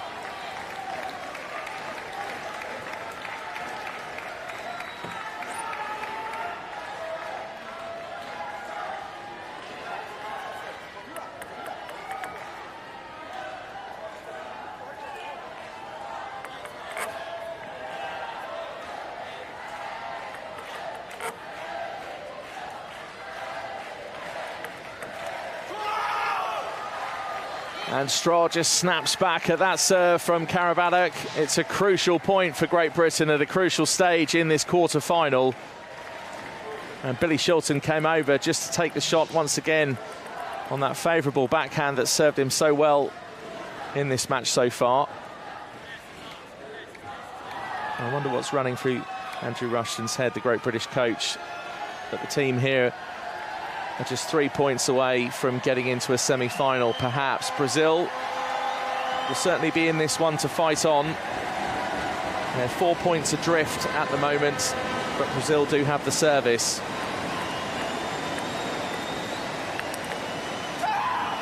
There's that backhand again from Billy Shilton.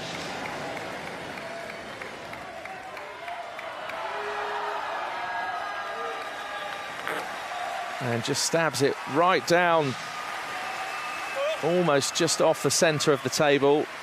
An awkward position for Paolo Salmin.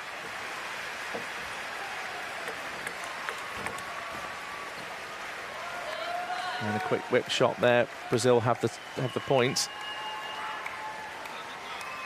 Shilton with just too much on that, went off the table.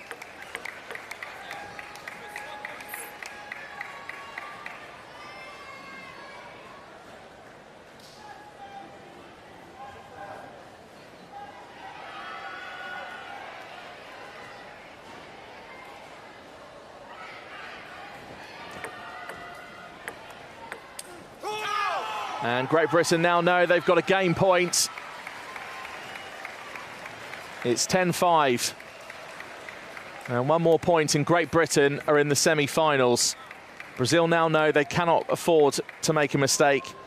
They need to get at least 5 points in a row to try and level this up at 10-10 and keep their survival in this quarter-final. And the miss there from Israel Stroh. Went for the backhand, it didn't quite happen. And the Brazilian duo have done it. And Paul Karabatic straight over with Billy Shilton. First embraced the coach, Andrew Rushton, and Shilton now joins. And the duo have become a trio.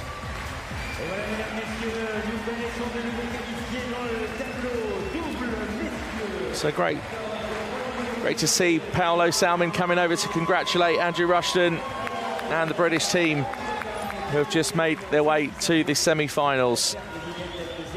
So a bronze medal at least awaits them, because even if you lose the semi-final, and I say lose in inverted commas, you get a Paralympic bronze medal.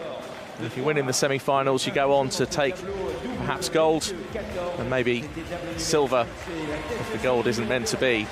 So Great Britain managed to close that match out 3-1. It was looking for a while like it might go to a decider. And I think Billy Shilton just taking a few moments, finding the emotion. And this occasion, I think he's just realising what's just happened.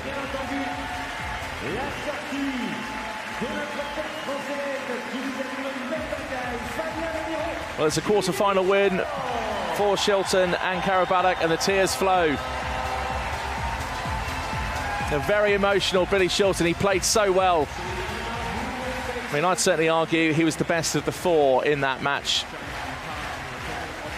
And Paul Karabatic and Billy Shilton are the match winners in this quarter-final at the Paris 2024 Paralympic Games. Meanwhile, Paolo Salmin, 30 years old, competed at the Tokyo Paralympic Games. Disappointment, it's all there.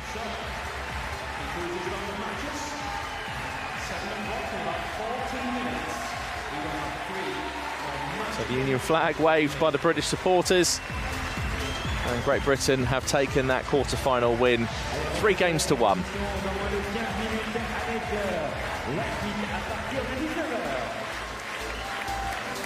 That was the moment.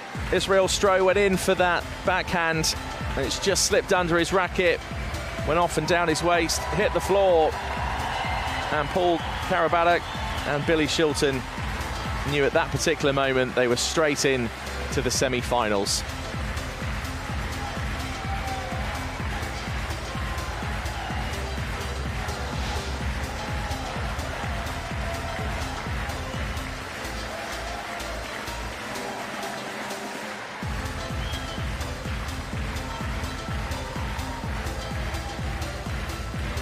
British team walk off united. Paul Karabatic with that silver medal in the Tokyo men's team, also in the men's single, the class 6. He also has a World Championship gold and 2 bronze medals at the World Championships in the men's team. And Billy Shilton likewise with a bronze medal in Tokyo in the men's team, gold medal in the World Championships in the doubles, and a bronze medal in the doubles at the World Championships. So it would be more medals for Karabatic and Shilton.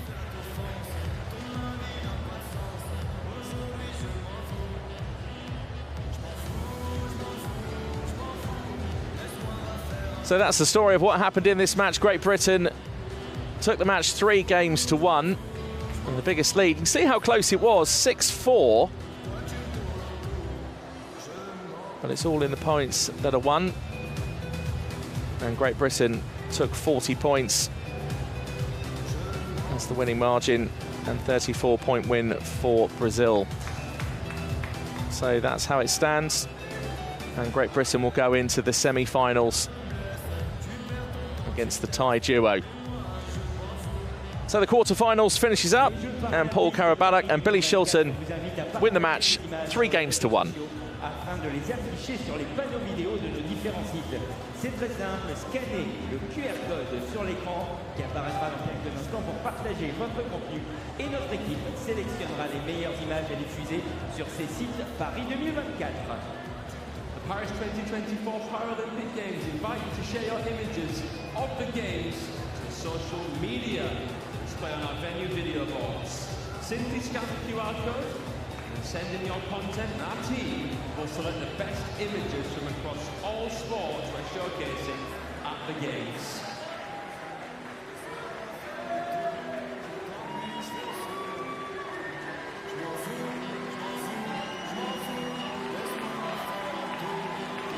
Allez, mesdames et messieurs, vous pouvez applaudir et accompagner la sortie de l'équipe de Grande-Bretagne. Congratulations to Paul Paralympic and Billy Shilton for making it through to the semi-finals.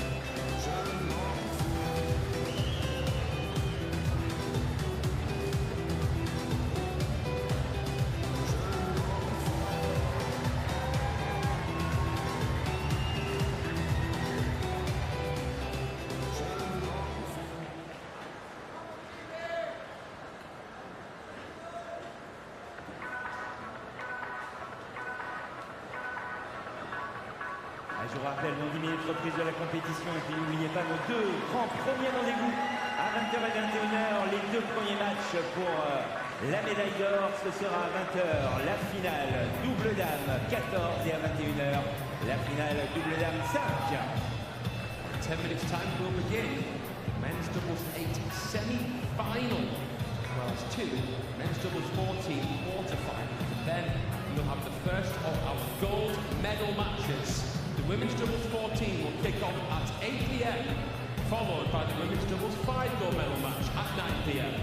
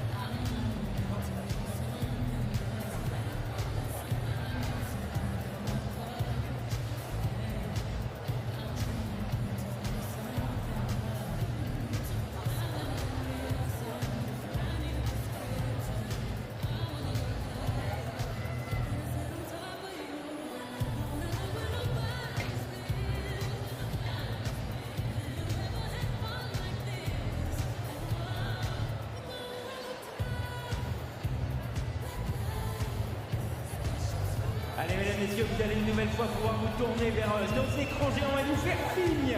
Les supporters, c'est le moment de sortir les bonnets friges, les drapeaux et de nous faire un petit coucou. It is time to cement yourselves as a celebrity here at the South Paris Arena. So much history in the making. Let's make some noise. Est-ce que les supporters ont encore de la voix? On compte sur vous.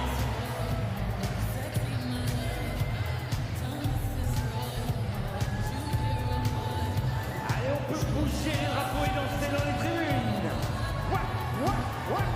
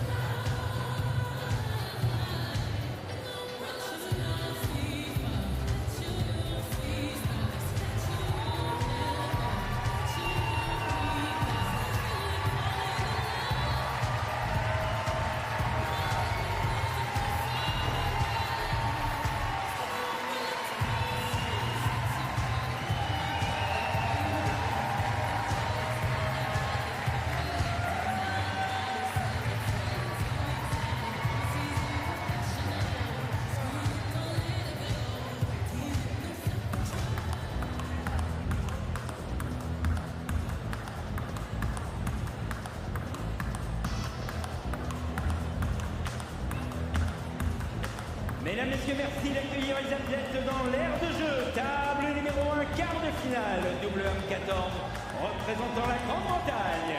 On table number 1, men's doubles 14, quarterfinals. Representing Great Britain, Will Bailey and Martin Parry.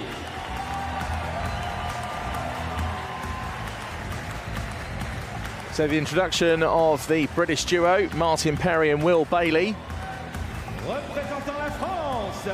Representing France.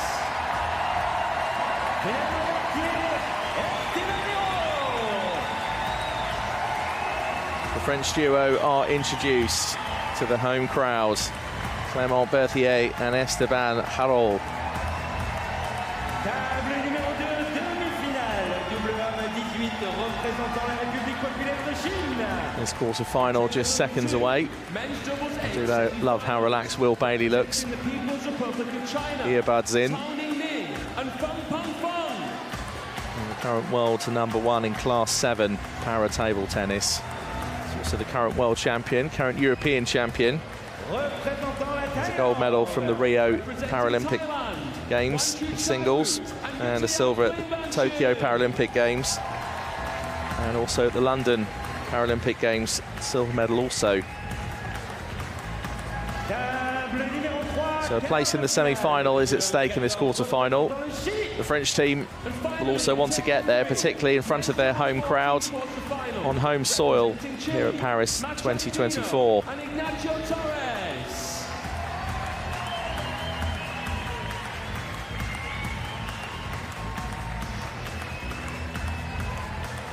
Représentant la République populaire de Chine. Representing the People's Republic of China, Liao Keli and Yan Shuo.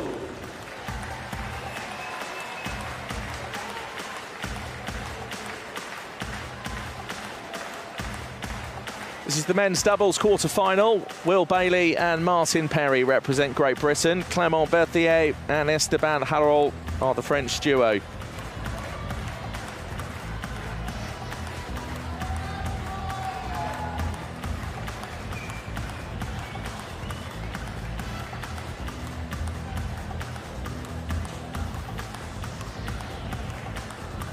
Les arbitres pour la table numéro 1.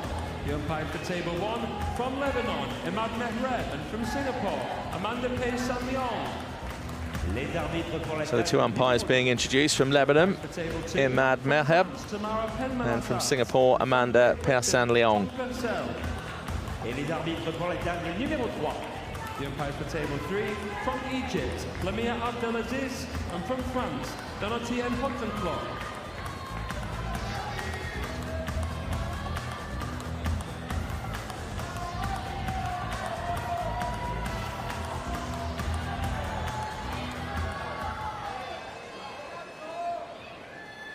Allez, mesdames, messieurs, dans quelques instants, le début de ce tour de 19h. Est-ce que vous êtes prêts? Let's see it begin, ladies and gentlemen. A place in the semi-finals is at stake. One thing's for sure, if you get to the semis, you will get a bronze. If you win the match, then you go on to play for gold and silver.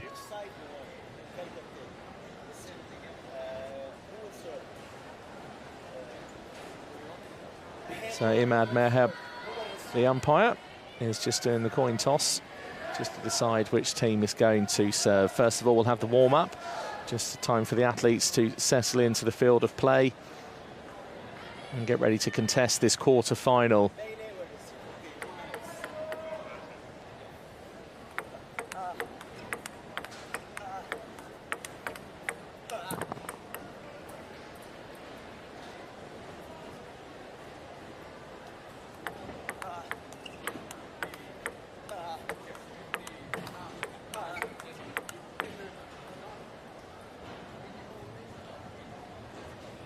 In this doubles format, each player takes their shot alternatively, as you're seeing with the warm-up at the moment.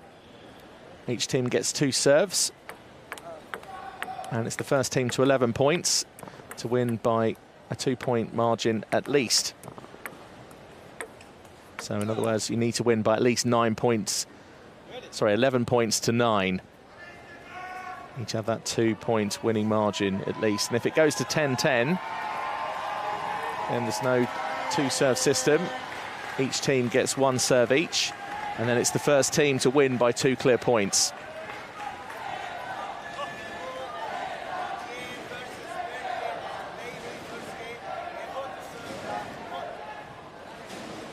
And the ball must be tossed up at least 16 centimetres or higher for the serve to be legal.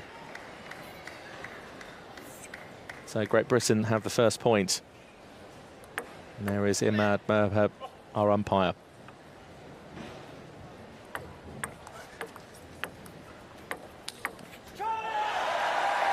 Well, softer shot played by Martin Perry, but just returned by the French, and it's 1-1.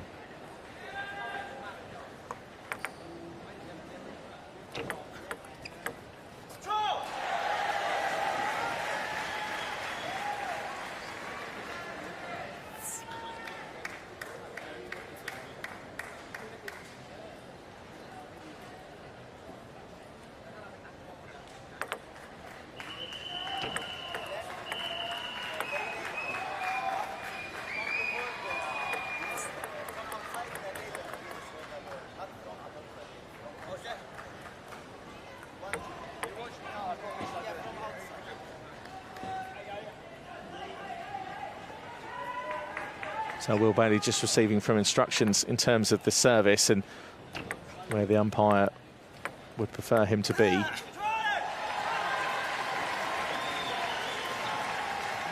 France go 2 points in front. And they have the honours to serve.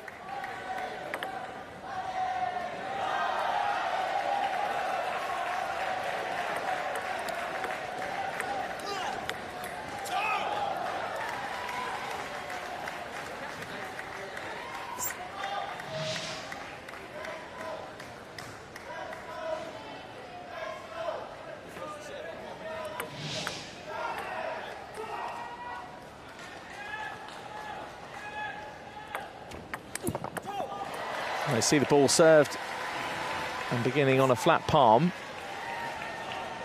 And if you're unable to serve in that way, then you can use the ball on the flat racket and do it all in one motion.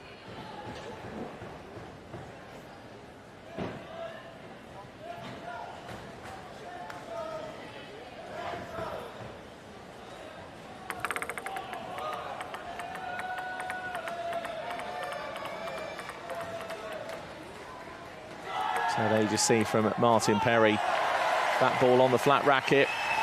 Serve was fairly decent, but the French take the point.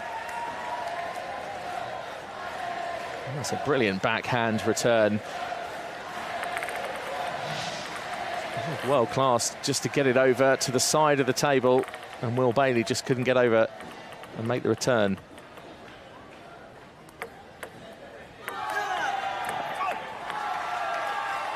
And that time we did see the ferocity of Will Bailey's backhand from the current world #1 in Class 7.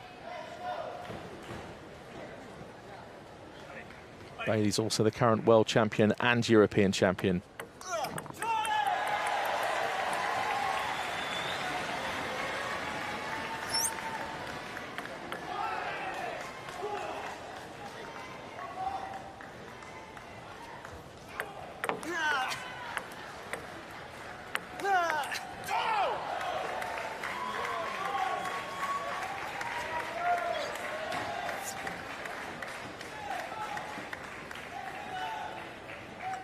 So Great Britain have the serve. This time it will be Will Bailey.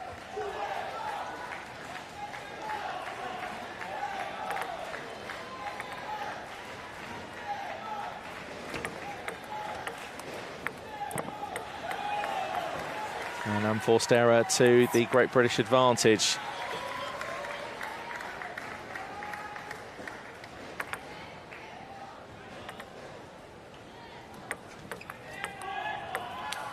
Oh, terrific shot from Martin Perry. Just such spin as well on that backspin shot.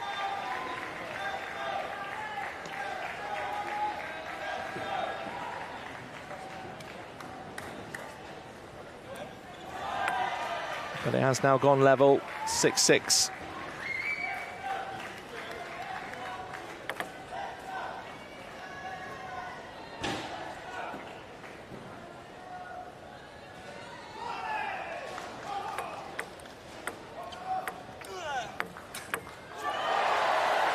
And that's a terrific return from Clément Berthier. Will Bailey really put something on that ball. Perhaps with not quite as much spin as he would have liked, but Martin Perry looks across as if to say, that was a great shot. It just wasn't good enough in this instance.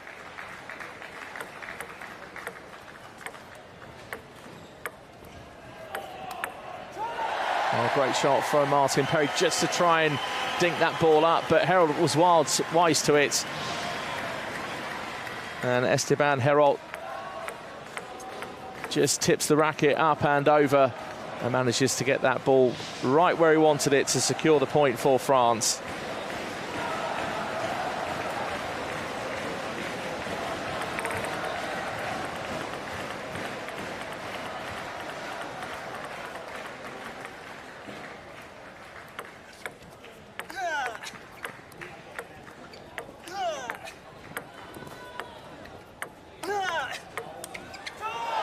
Martin Perry, after that terrific shot from Will Bailey.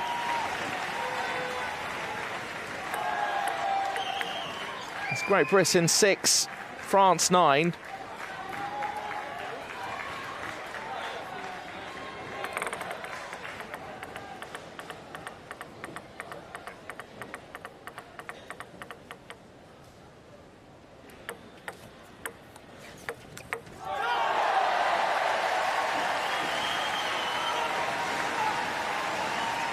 And now it's game point for France. The speed at which Clément Berthier made that return was just too much for the British duo. And now Great Britain can't afford a mistake.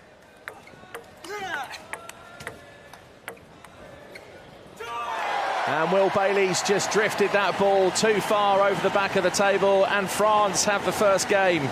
They've taken that 11 points to 6. And Clément Berthier and Esteban Herold, to the absolute ruptured applause of the French supporters, have taken that first game in this best-of-5 quarter-final.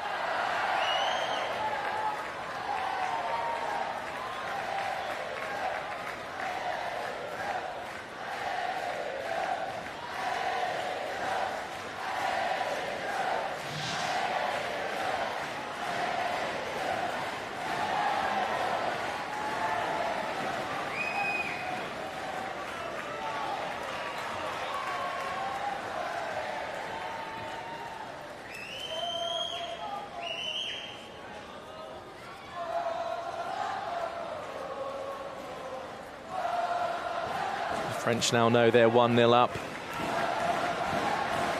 This crucial second game about to begin. The Paralympic Games in this quarter-final.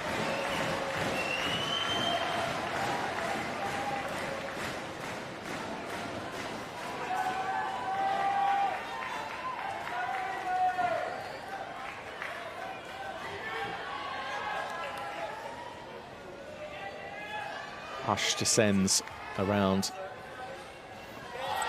the arena.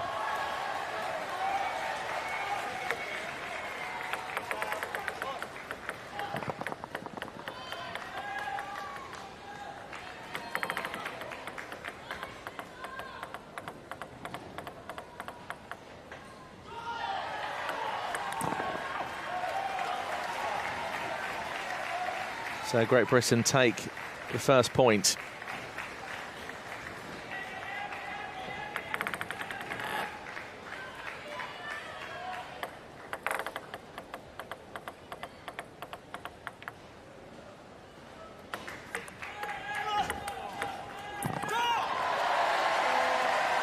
I think Martin Perry just apologising to Will Bailey.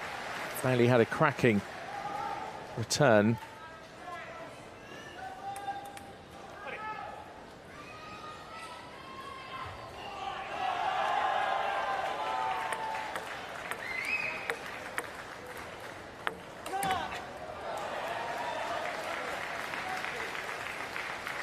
Well, Will Bailey's done so well to get hold of that. Just look at the way that ball comes over with so much spin from Berthier. And the world number one just brushes it back over.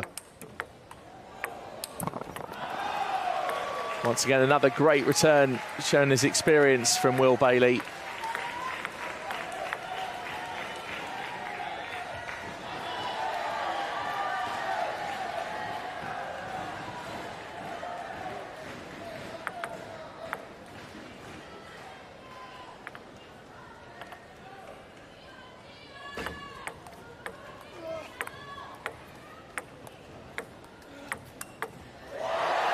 Berthier once again, that big slam shot. Seen that a few times already. And it's just the way that Esteban just moves out of the way, just so that Berthier can come in and clip that big shot right over the net.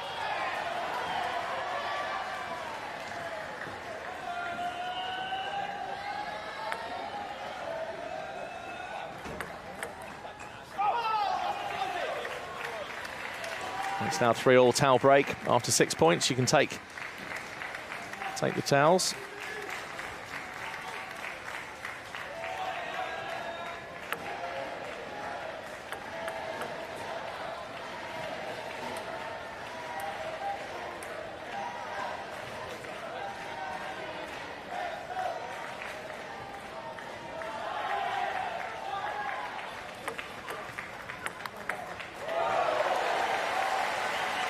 And the French duo worked pretty well there to suss that one out.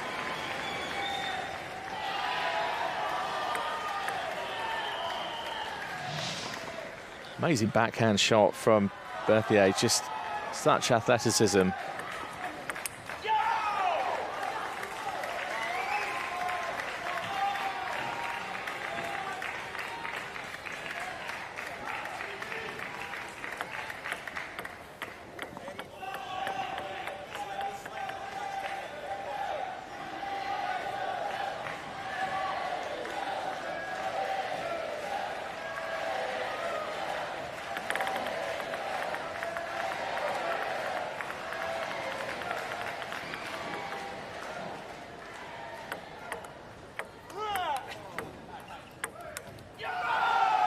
A great close-up of the racket of Martin Perry. Just see the pimples on the black side, just to generate that spin. And on that last shot from Martin Perry, you just saw how much spin he got on that ball.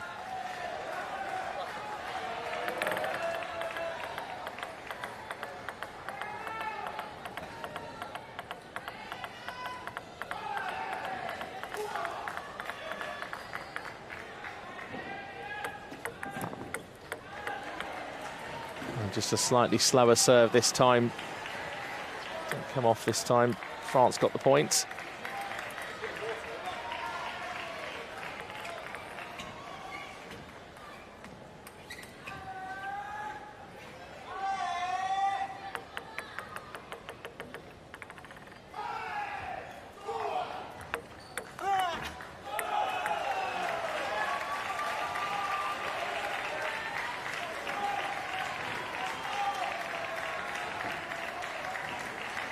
Great shot from Will Bailey, just moving forward, just stabbing that ball back over the net.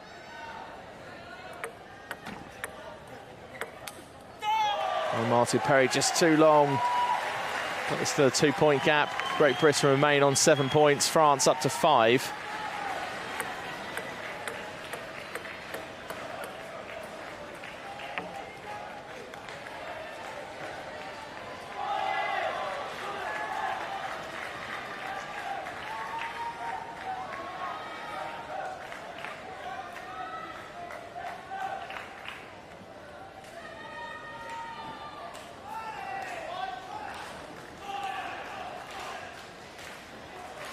Well, Berthier has certainly been the stronger of the French two so far. And that forehand shot is just formidable. He's been playing those with such accuracy, such speed. But it's those kind of shots that you'd expect watching the Paralympic Games on the world stage.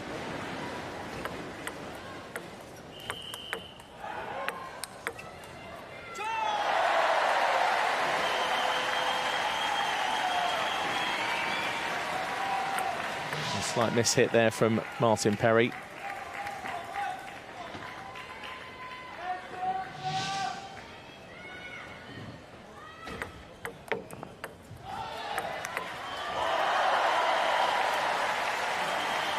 And again, that forehand, even though it came with an apology from Berthier.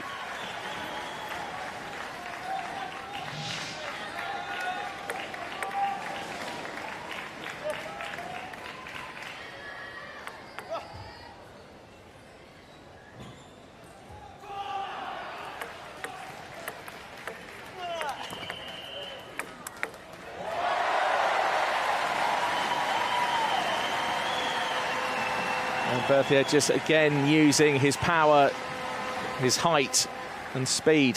Smacks that ball straight at Will Bailey. And there wasn't that much even the world number one could do about that.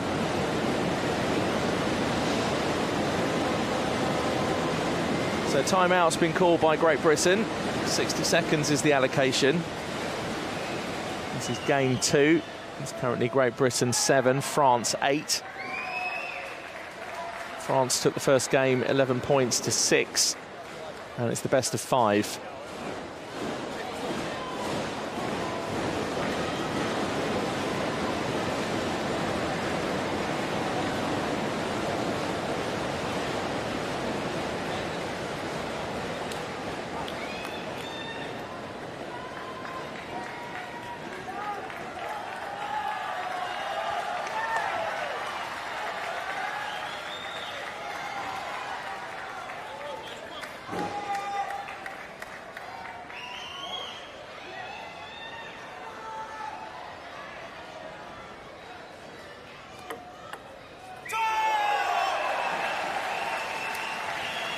And Martin Perry takes a swipe at that one.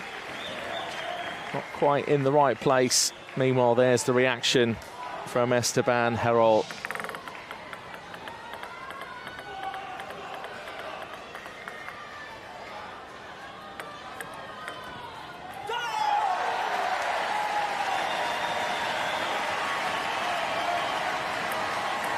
So it's game point for France. They can go 2-0 in front, which would mean then that Great Britain would need to win the next 2 games in order to stay in this quarter-final.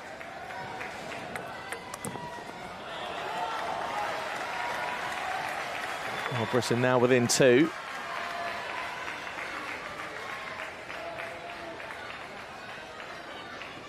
And Martin Perry talking to himself, psyching himself up. Great Britain can't afford a mistake here. The best they can hope for is for it to go to 10-10 and give them a chance of survival in this quarter-final. France, on the other hand, just need 1 point to go 2-0 in front.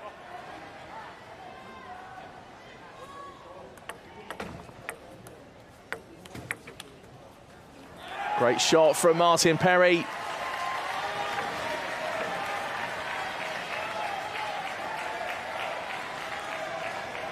Britain have closed the gap to 1 point. Will it go 10-10? Will France take this 11-9?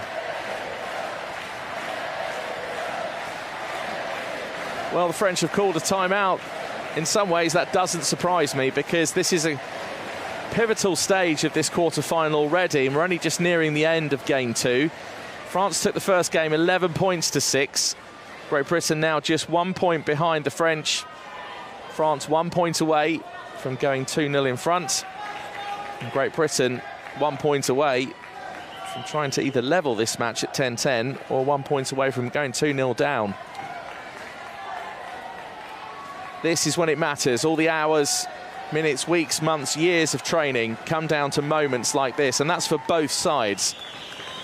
One team trying to finish the job, the other team just trying to stay in to extend this game 2 beyond 10-10.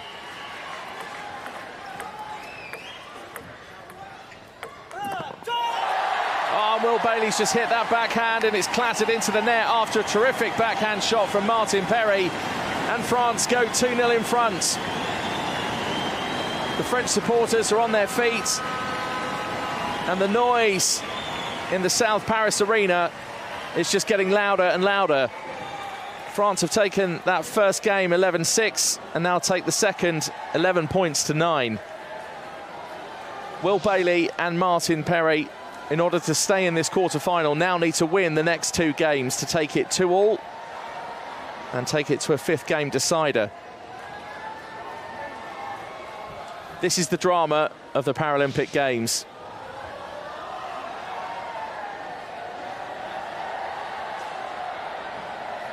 Palais Clermont.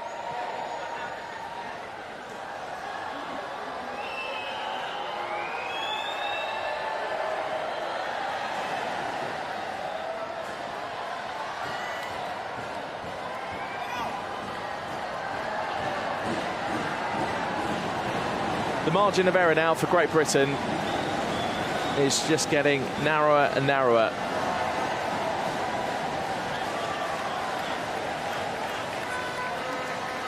The French supporters are stamping, they're clapping, they're making as much noise as they can. They've all brought lots of flags too.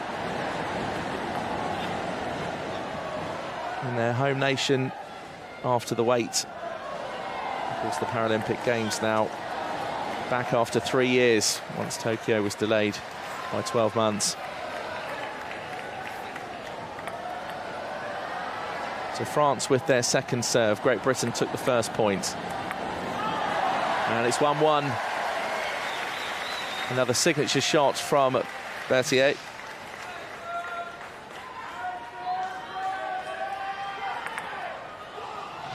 And I think Berthier, just knowing that Martin Perry there, right-handed, would just needed of a, well, a backhand shot of his life, really.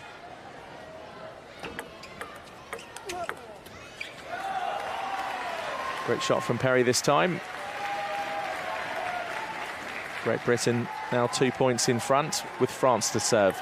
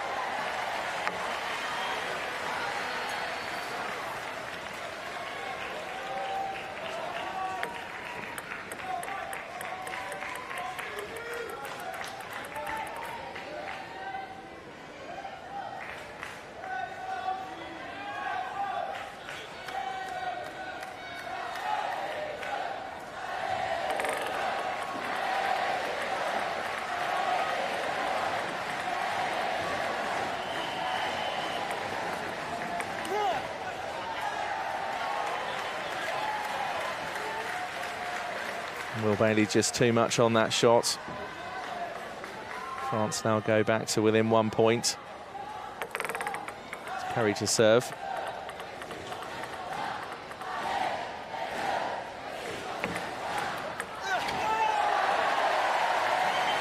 And France have levelled it 4-4.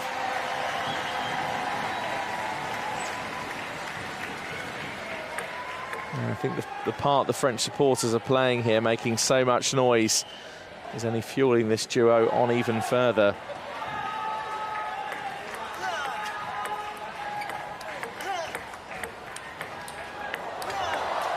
Oh, what a rally! What a rally! Great Britain come off the benefactors there, 5 points to 4. Some terrific shots from both Bailey and Perry for Great Britain. And it's just pumped the pair. I mean, Martin Perry was right off to the side of the table. So if the ball had come back the other way, well, doesn't matter now. The game moves on.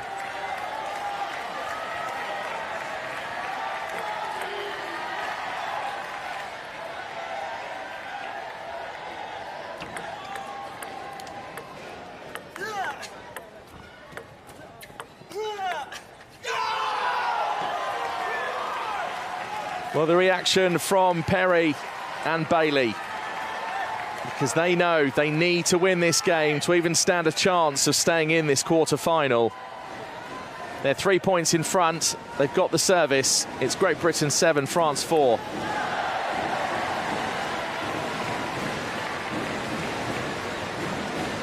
France take the points. 7 points to 5.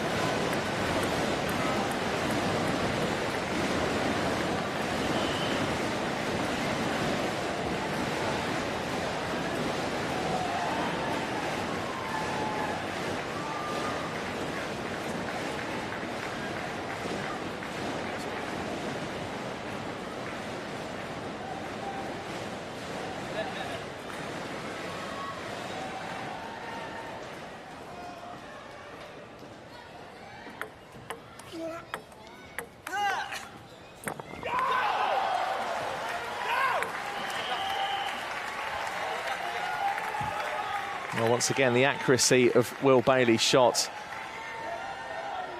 has made the Britons victorious in that last shot and winning that last point.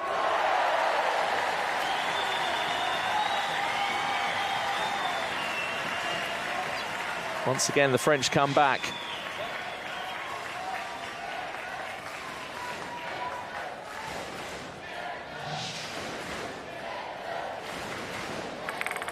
I think Martin Perry just left Will Bailey with quite a lot of work there to do with playing that shot just down that side of the table. But Great Britain have the serve.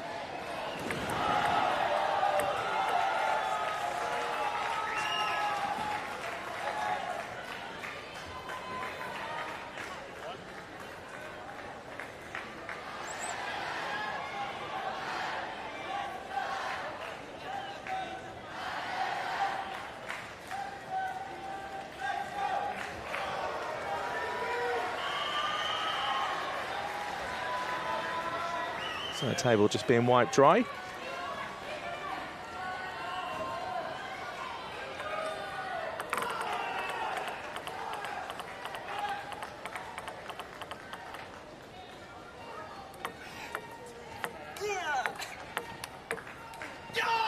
That's a terrific shot from Martin Perry. Just to get his body in the right angle and in the right shape, just to try and get that backhand off. And this is a crucial point for Great Britain, because if they win this one and go 10-6, the next one could be a game point.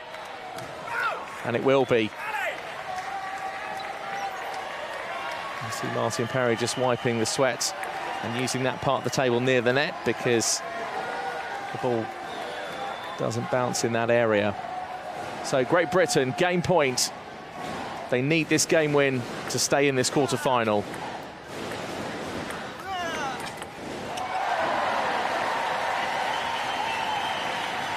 And Clément Berthier once again strikes. We've seen him hit that shot so many times, just whipping up the racket. Great connection with the ball. The pace and speed, just too much for Britain.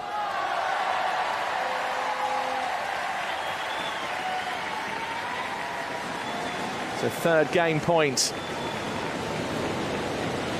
We need to win by 2. And it's the first team to get to 11. So the best the French can hope for is a 10-10 draw. Great Britain, on the other hand, just 1 point away from taking a game win.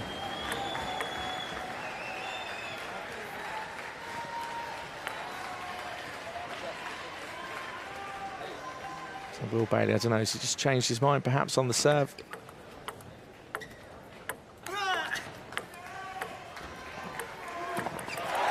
Oh, Will Bailey just stumbles forward. And the point goes to France. Well, it's been a close match, and the noise in the South Paris arena is just starting to erupt. And watching at home, you're the NDC, possibly even standing up, let alone on the edge of your seat.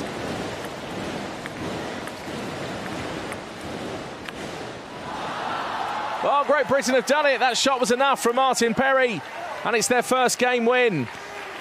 So France with 2 points, 2 points adrift, and Great Britain finished that one up 11 points to 9. So France have two games, and Great Britain now have 1. It's 2-1, and Great Britain now need to repeat that if they're to stay in this quarter-final. They need to take it 2-2.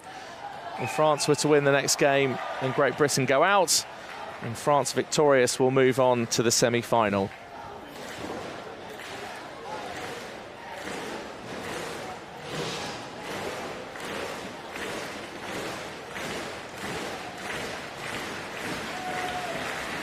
Well, Blytumi can barely watch. 14 years old, part of the Team GB Paralympic team.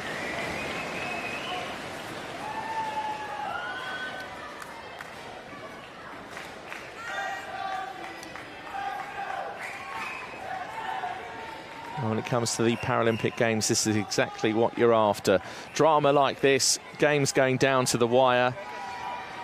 Both teams have already called a timeout. So that can't happen now for the remainder of this match.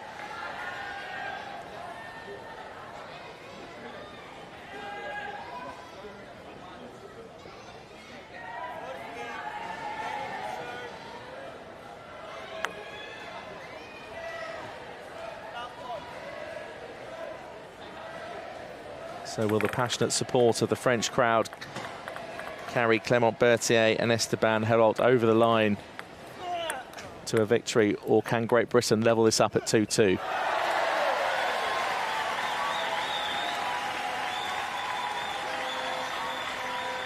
France take the first point.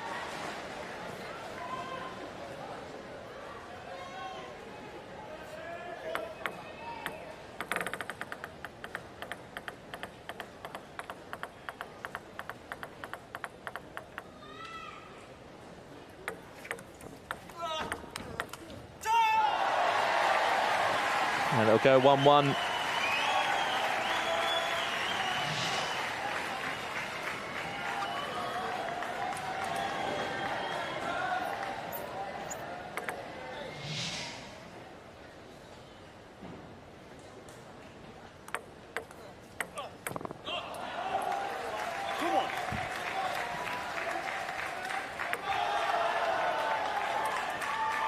So just the score being corrected, 2-1.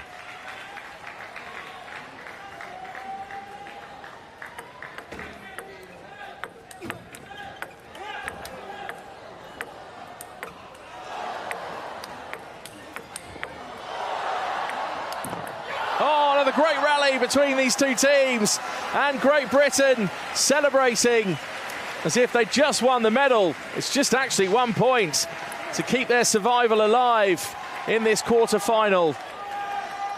What a match this is at the Paralympic Games.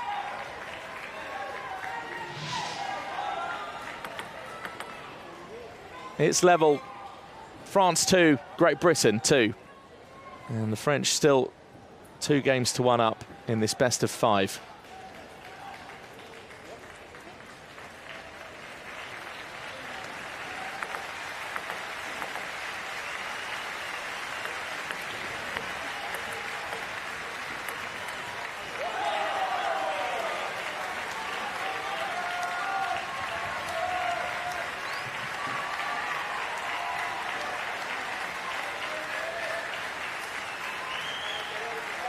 So Billy Shilton on his feet, cheering on his fellow teammates.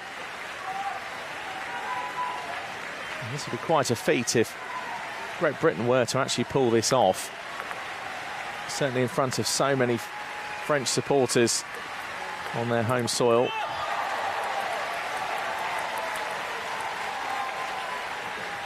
So 3-3, 6 points. Means that the first towel break can happen in this 4th game. Well, don't know about you, but exhausted already. What a match. It's just had everything so far, and it hasn't even come to a conclusion.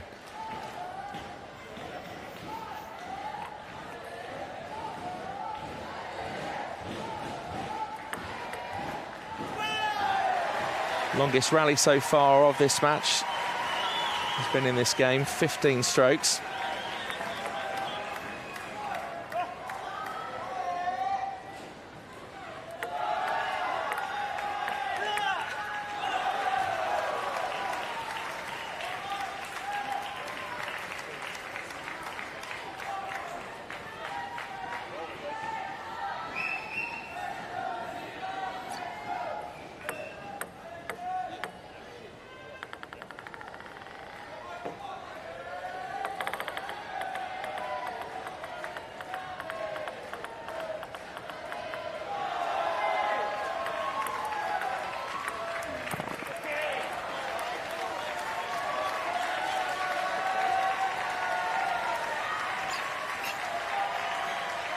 It's a narrow margin, but Great Britain 5-4, a 1 point difference.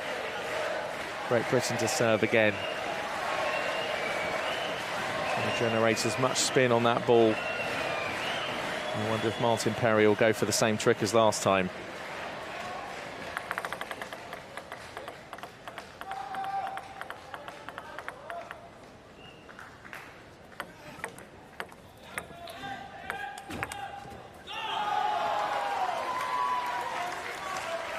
Great shot from Perry, and he knew it too. Looked into the eyes of Will Bailey. It's one of the other coaches of Great Britain, Andrew Rushton.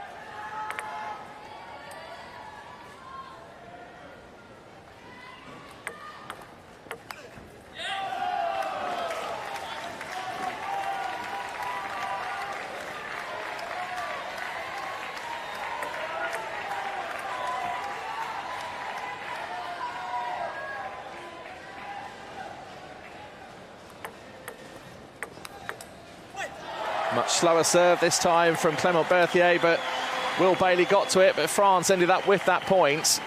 Great Britain on 7, France on 5. Players take another towel break.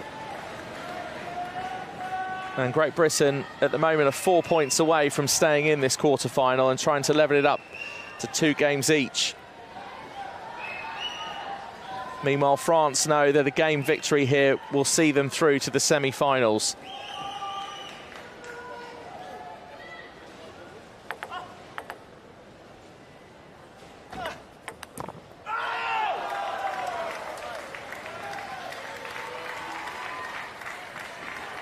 Great serve from Bailey. Have a look at that again.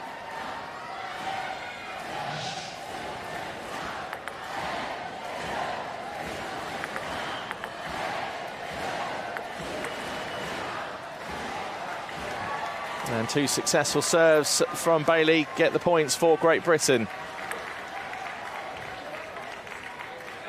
France now 4 points behind.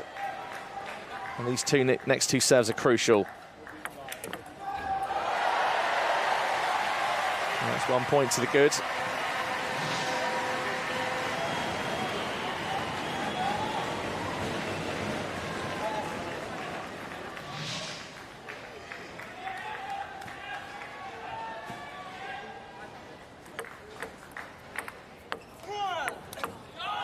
Just that return from Martin Perry. So much spin on the ball just to send it off to the right-hand side. Great shot, and it means now Great Britain have got a game point.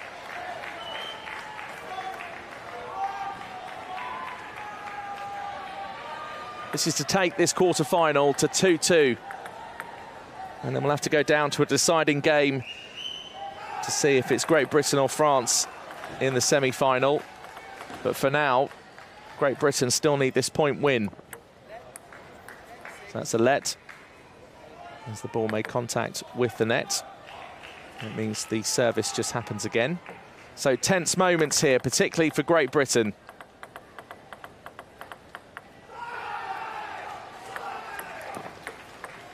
Oh, and the ball just clipped the top of the net and crept over. France get the point.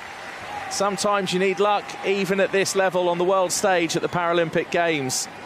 Great Britain 10, France 7. This is the second game point.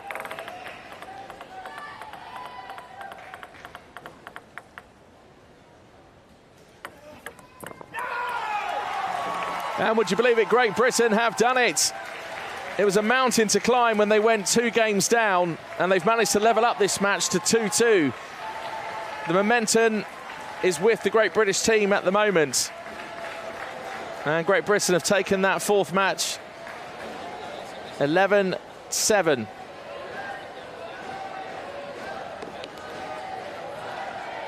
So Will Bailey and Martin Perry, 11 points to 7, and the winners of that game 4.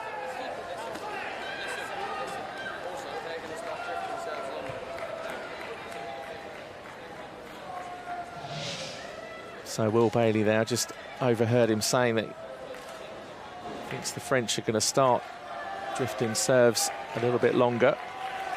And let's just see whether or not that actually happens and comes to play, as this match is now level.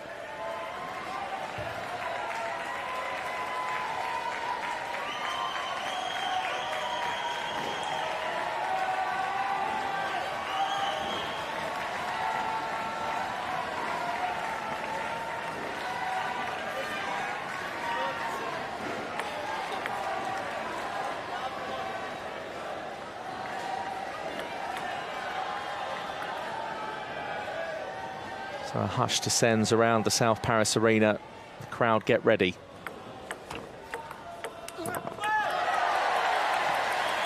It's 2-2 in this quarter-final. Whoever wins this game goes through to the semi-final. You'll be guaranteed a bronze if that happens, because the team that wins the semi-final goes on to play for gold and silver. The other team picks up a bronze. Well, let's face it, though, it's even an achievement to get to the quarterfinals at the Paralympic Games. So it's 1-1, all square.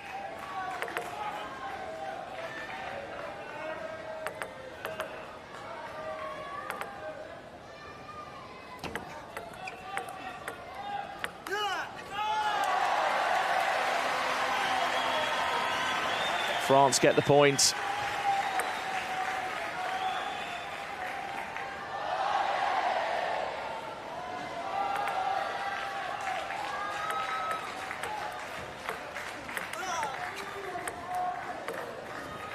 Oh, great return from Martin Perry. The return from Will Bailey wasn't too bad either, to be honest. And Perry just scoops under that ball, gets it up and over, and Great Britain get the point, and it's level again, 2-2.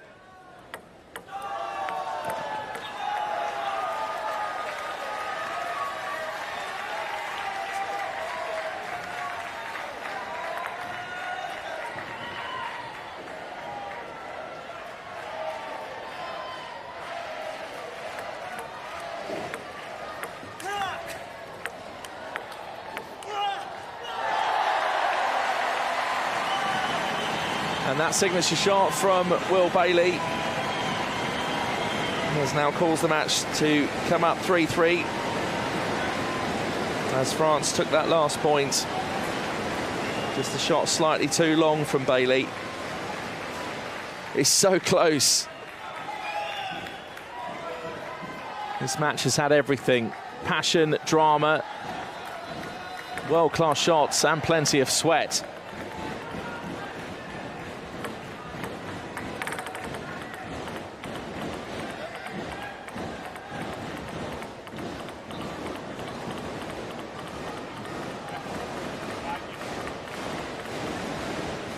Martin Perry just makes that look so easy. It's real skill to be able to do that.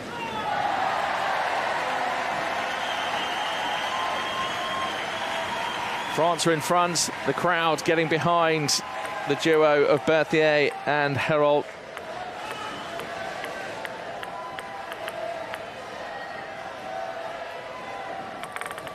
This really is a winner-takes-all scenario, and it's still the quarterfinals. Great Britain once again go level. France were 4-3 in front, it's 4-4.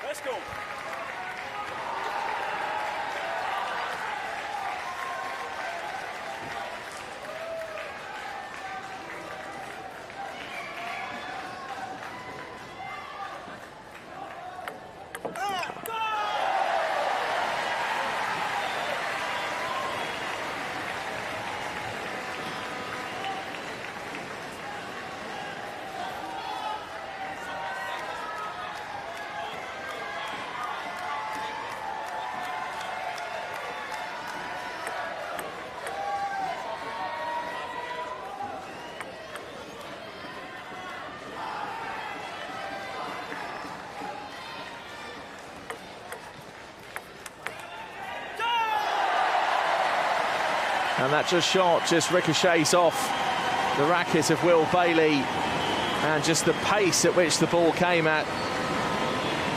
And it's connected with Bailey's racket and gone over the other side of the table, and France get the point there. 2 points in front. France 6, Great Britain 4.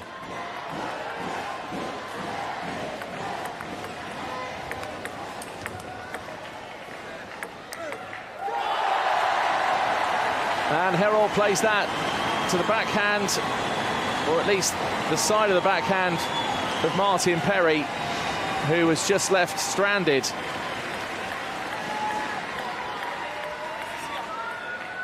And that's clever tactics from the French. And they're 7 points to 4 in front in this game.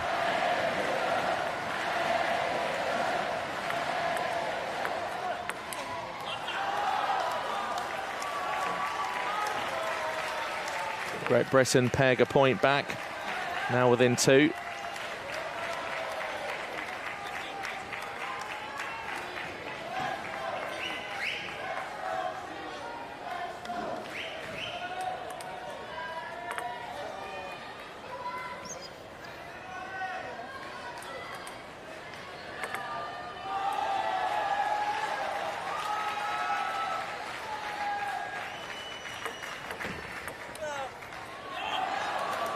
Great return from Will Bailey, just going over to clip the edge of the table. Just that spin taking the ball off onto the drift of the right. And Great Britain within 1 point. France 7, Great Britain 6.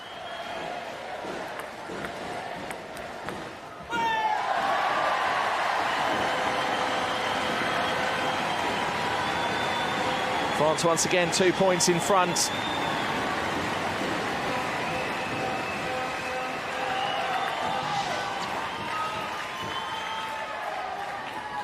Again, France just looking to play to the backhand of Martin Perry.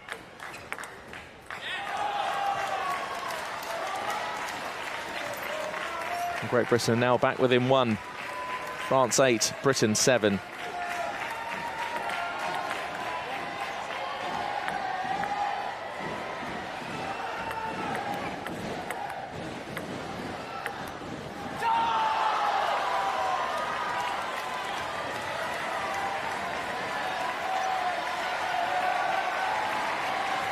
And the British duo just in celebration a few moments ago as it goes 8-8.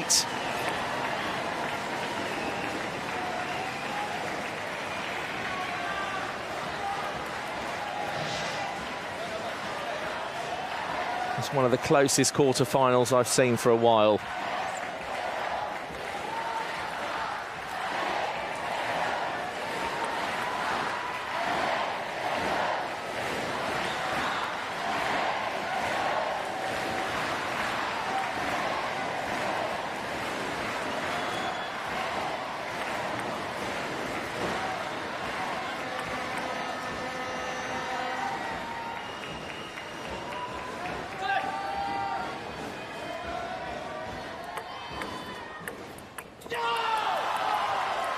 And that's crucial for Britain at the moment. 1 point in front. France with the serve. And Britain winning the point against the French serve is exactly what they want at this stage. Meanwhile, that shot comes thundering in and levels this game to 9-9. Is it going to go 10-10? Will one of the teams win the next 2 points and take this dramatic fifth game 11 points to 9? It's the first team to 11 who wins, and you need to win by 2 points or more.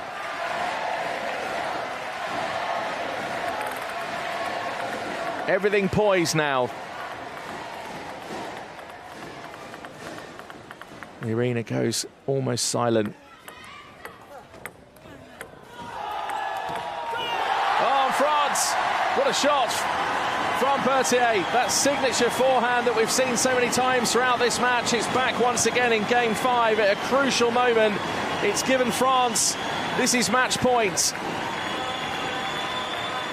And if France get this next point, they'll win the game 11 points to 9 and progress to the semi-finals. Great Britain under immense pressure. And the French have done it. And Will Bailey just can't believe it. The world number 1 of Class 7 almost just sinks to his knees. And the reaction, meanwhile, from the French crowds and Clément Berthier and Esteban Herold, just look what it means to them. A dejected Martin Perry, almost in tears for Great Britain. But France march on. They're in the semi-finals.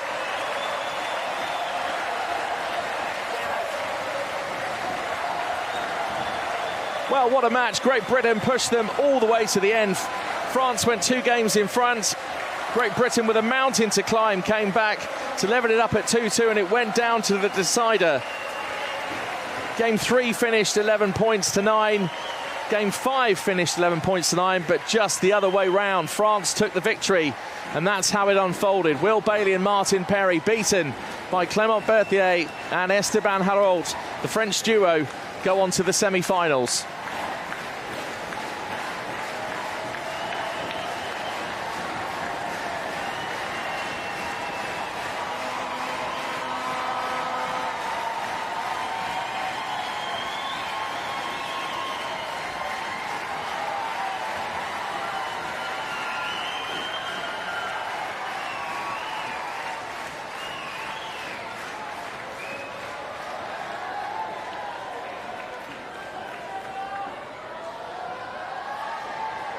Well, in terms of para table tennis, that match had absolutely everything. The winners, Clément Berthier and Esteban Herold of France, progressed from the quarterfinals to the semis. And timeouts called by the coaches quite early on in the match. And here's the moment France realised they're into the semi-finals. Just look at the reaction. And that's what sport does, creates drama, passion, and moments of history.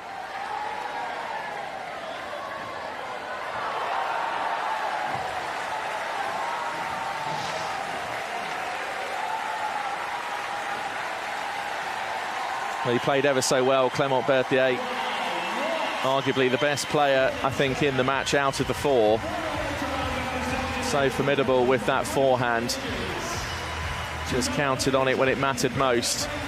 It was just those crucial point wins. I mean, really, when you look at the stats, Great Britain in the match winning 46 points, France winning 49. That's how close it was. In terms of the lead, it was just 5-4. There was just 1 point in it. It was so close. Could have gone either way, really, right down towards the end on that 5th game. Certainly after France had gone 2 games in front, Great Britain levelled it up to 2-2. And then it was drama all the way from there on in.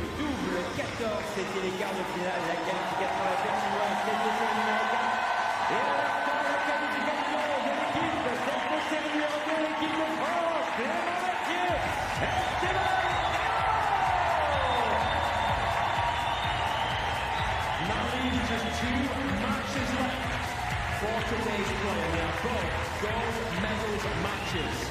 In 5 minutes' time, We will begin with the women's doubles 14, and an hour later, the women's doubles 5. So still two brilliant ones to look forward to here. Allez, dans 5 minutes maintenant, la première finale, le premier match pour la médaille d'or de ces Jeux Paralympiques Paris 2024. Ce sera dans la catégorie des... There's the story of how it all unfolded. Great Britain beaten by France 3-2. And just even look at the points lost on serve. 24 for Great Britain, 22 for France. All the other stats just so close. One of the closest doubles matches in parallel table tennis I've seen. And the semi-finals awaits for France, People's Republic of China, Great Britain and Thailand. And that last quarter-final finished up. France taking the match 3-2.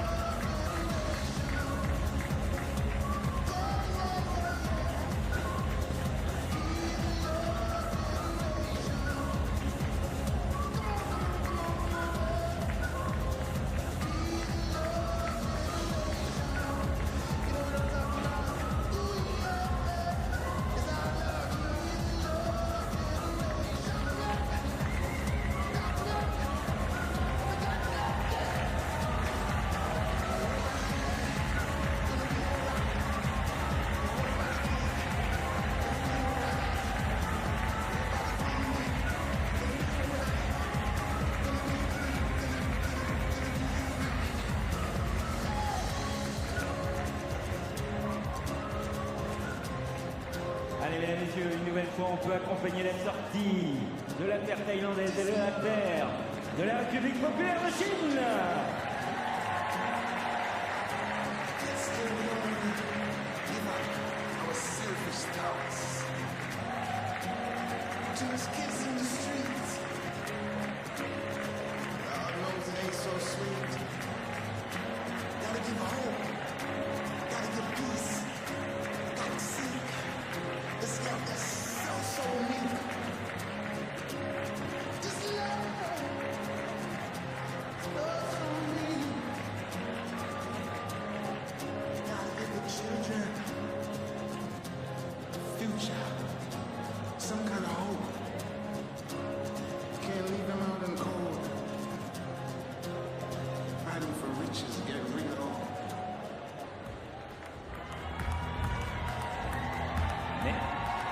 Mesdames, messieurs, merci d'accueillir les athlètes dans l'aire de jeu.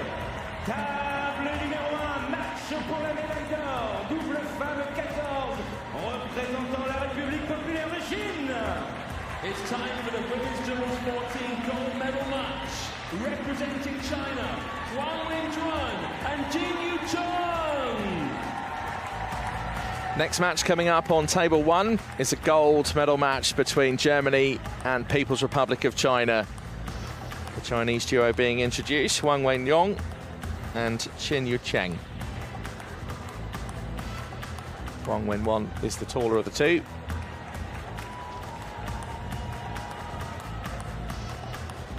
Both 19 years old and 16 years old respectively. Représentant l'Allemagne. 13th, representing Germany, Stephanie Greb and Juliana Wolf. So Stephanie Greb and Juliana Wolf representing Germany to contest the gold medal and the title of Paralympic champions. Les arbitres pour la table numéro 1. The umpires for this women's doubles gold medal match. From Australia, Mary Pinkovic. From Thailand, Hairut Rangyachichai.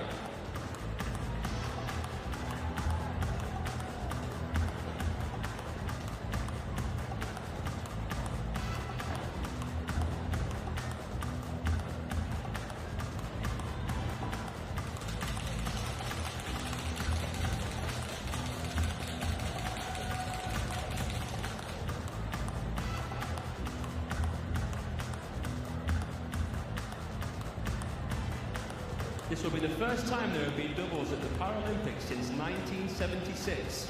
In the doubles, the classifications of both players are added together, which determines which category they play in.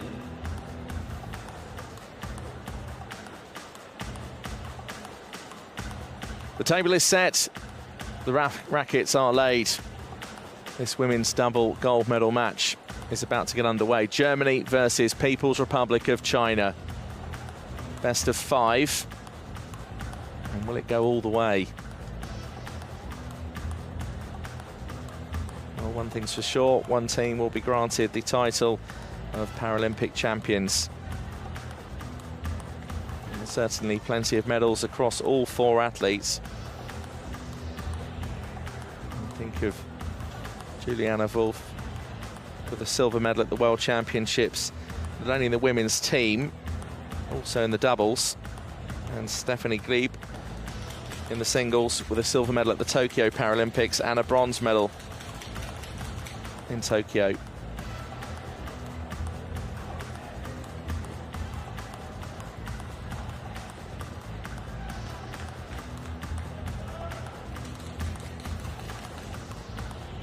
Stephanie Grieb also with a silver medal in Rio. World Championship medals in terms of the silver in the doubles, and also a silver medalist at the European Championships in Sheffield last year in the doubles. So that's just the calibre of the German team. Meanwhile, for People's Republic of China, Huang Wenyang, gold medalist in Tokyo in the women's team, silver medalist in the singles. And in the Asian Para Games, 2 gold medals, 1 in singles, 1 in doubles, and a bronze medal in the doubles. And Jing Yuxian, 16 years old. Her dream is to win gold at the Paralympics. Well, who knows? That could even come true in the next few moments. She's also a gold medalist in the doubles at the Asian Para Games, and also a bronze medalist at the Asian Para Games in the singles. What a pair the Germans are. Stephanie Grieb, 2-time Paralympic medalist, won the silver in Rio in the women's singles class 6, and the same in Tokyo. She achieved bronze. Her partner, Juliana Wolf, is a 2-time World Championship medalist, but can they both achieve their first gold together today? The Chinese consist, of course, of Huang Wenyang, who is a very, very solid player. She won the women's team in Tokyo. Her partner, Jing Yuxian, is only 16 years old.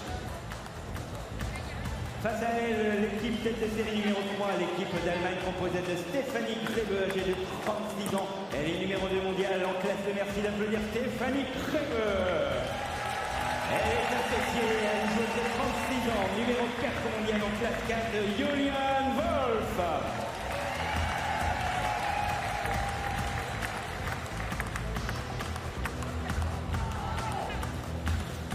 The introductions have been made around the arena. The gold medal match will begin once the warm-up stops. Stephanie Grieb, Julian Wolf. And that's their progress to the final. Meanwhile, People's Republic of China with Huang Wenyang and Jing Yuxian. Dreams about to be made.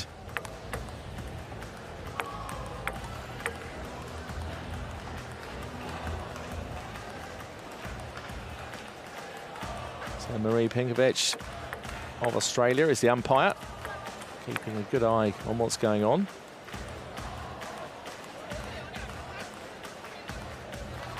And Peru's Ring Vivachi of Thailand is the second umpire.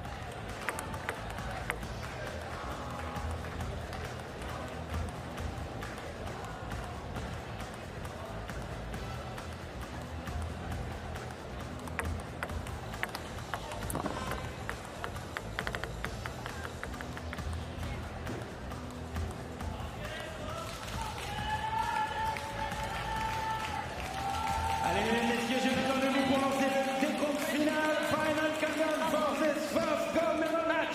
It starts in 5, 4, 3, 2, 1, 0. Germany to serve. the gold medal match for the women's double at the Paris 2024 Paralympic Games.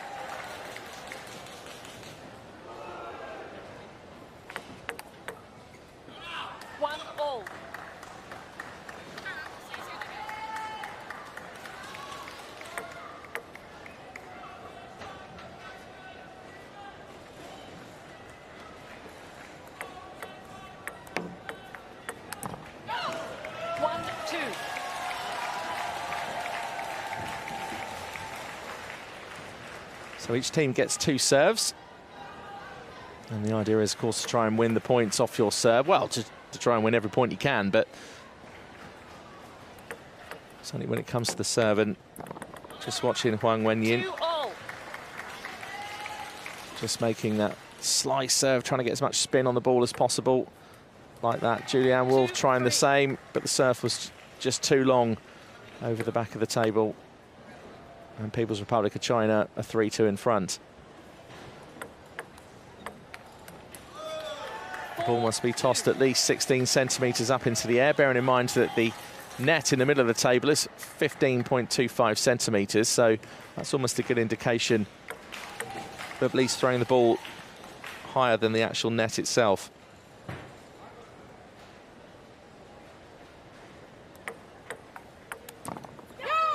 And you'll see the players talking to each other as well, making gestures as they serve. Sometimes they change their minds, but often it's just to let the teammate know what it is you're attempting.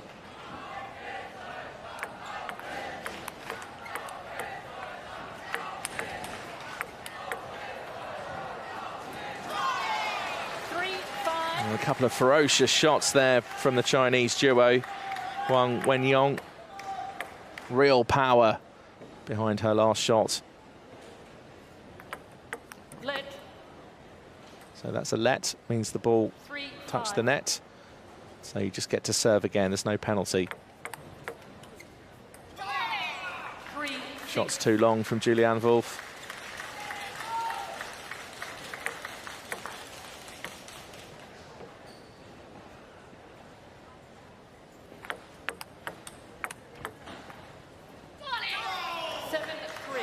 First team to get to 11 points wins the game, but you do need to win by 2 points or more.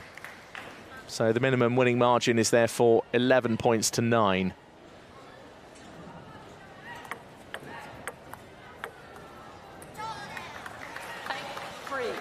If the game does tie at 10-10, then instead of getting 2 serves, you get 1 serve per team. And the game goes on until one team wins by 2 points. Another let, second of which that we've had in this game.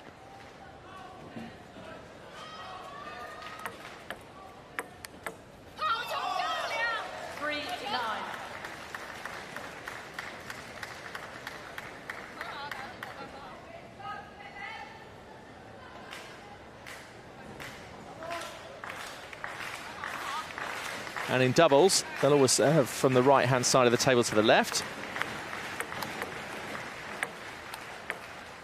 As you've just seen with Julianne Wolf, China taking that point. And the ball must go over the net and across the diagonal onto the other side of the line, down the middle of the table. In singles, you just have to get the ball over the net and onto the opponent's side of the table. But in doubles, it has to go across the line and over the net.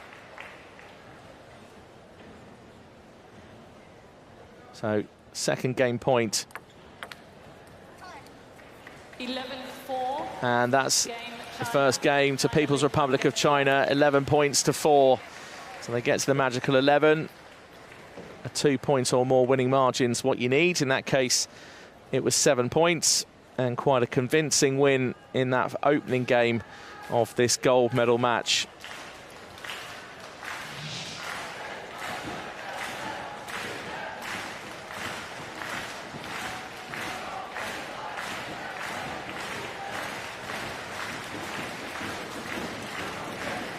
Terrific slow motion shots, just showing the athleticism of our athletes here.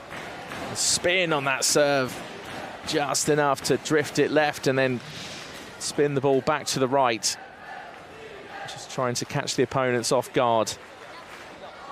And the coach is playing such an important role, obviously not only in the prep and run up across many months and years and days of training, but they can also call timeouts during the gold medal match. And the timeouts last up to 1 minute. It does mean the opposing team can also take advantage of that and gather together to have words of encouragement to each other. Well, plenty of German supporters in the South Paris arena, the neighbouring country, so they don't have to travel that far, certainly not as far as coming from China. China. China, who will serve? China, who will serve? Who will serve? Jin? So 16-year-old Qin Yucheng will take the service.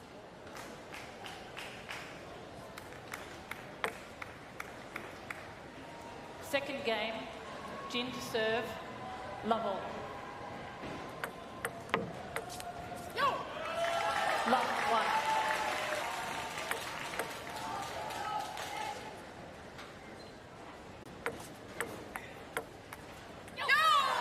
Two love.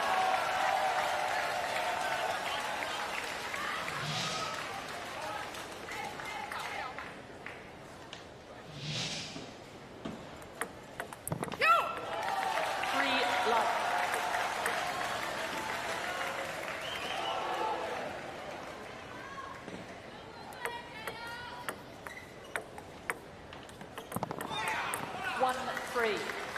Well, almost a perfect start for China so far. Just thought for a moment there they were going to go 4 points in front. But they have their service again. Germany managed to pick up 1 point. People's Republic of China on 3.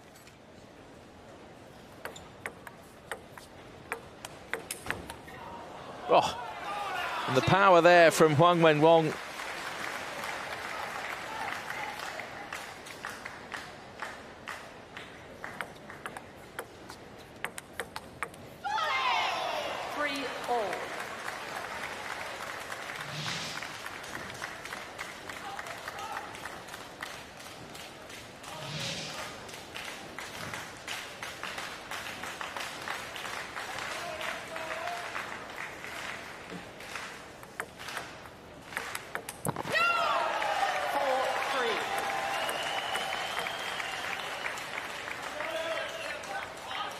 Well, this match is the best of 5. And this second game already a lot closer than the first game. Oh, and it's just clipped the net and bounced over.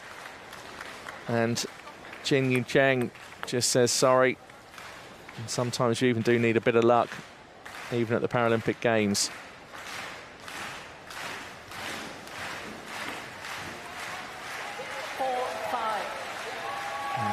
The beauty, in a way, of table tennis is that, yes, it's world-class skill, but sometimes just the ball clips the net, you get a bit lucky, it goes over the other side, you get the point.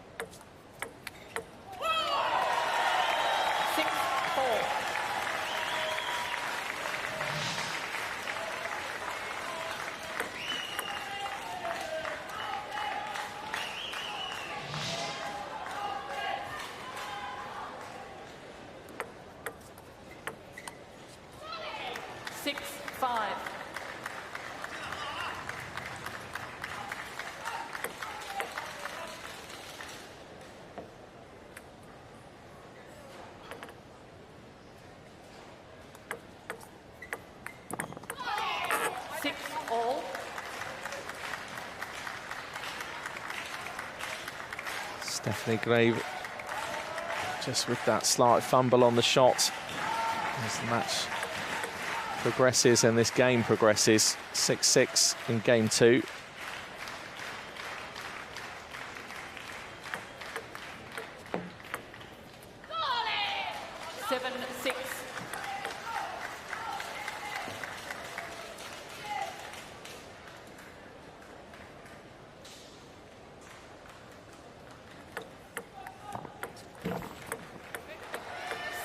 And the ball just fumbling and bouncing around.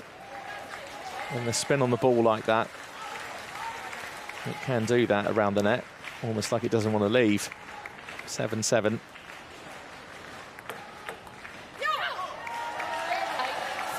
And Cheng Yu-Cheng, just a slight miss hit. So Germany in front by 1 point with Grebe serving. 8-all. And Julianne Wolf just blasts that ball over the net and too long. It's now 8 points apiece.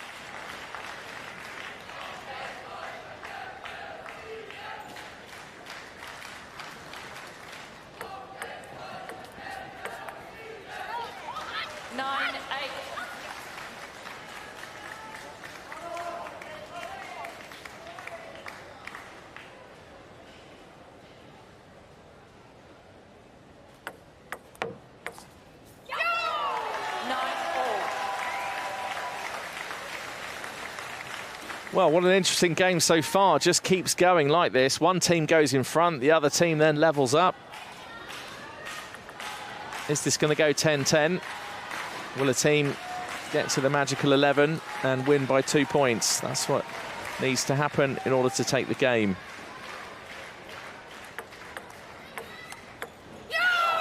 Great shot from Stephanie Grebe of Germany, and just her reaction says it all. So much spin on that ball, landed in the middle of the table, still drifting left. And Germany now have a game point. And they've won it. And Germany are back in this gold medal match. People's Republic of China went 1-0. And it's 1-1.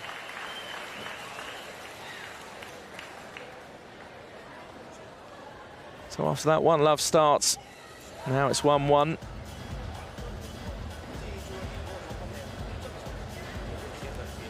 First game was 11-4, the last one 11-9 to Germany. Pour la médaille d'or, sachez que l'Allemagne s'est imposée en quart de finale face à la paire française Caillot Hautière sur le score de 3-1. En demi-finale, c'est face à l'équipe norvégienne Osic, Dalen et Benden sur le score de 3-2. Et de son côté, la République populaire de Chine s'est imposée en quart de finale face aux athlètes paralympiques neutres Alieva, Lipsi-Nenko sur le score de 3-7-1.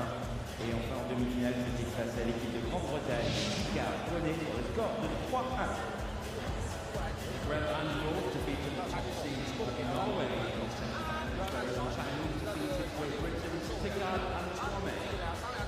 So both coaches giving words of wisdom to their team.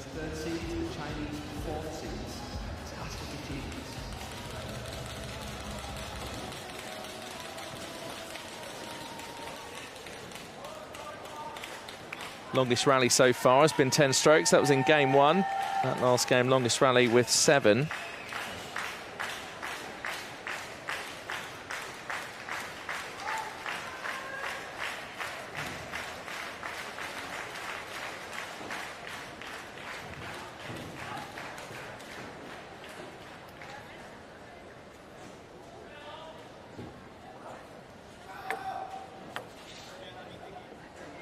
Third game, Grebe to serve, Lovell.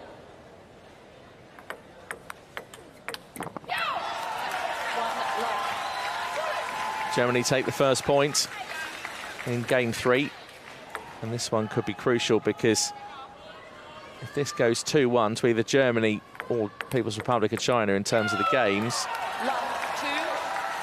it means the other team come under immense pressure, because one team then needs one more to get over the line and get the gold. The other needs to come back into it in order to level it at 2-2 and take it to a decider.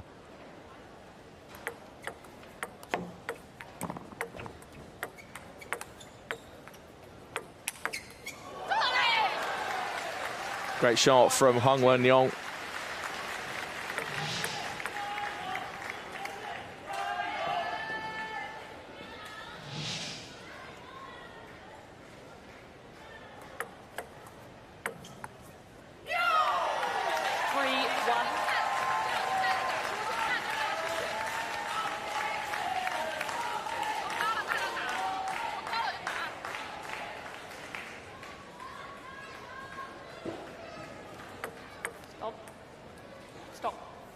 Okay, well, that's Chen Yucheng just raising her hand.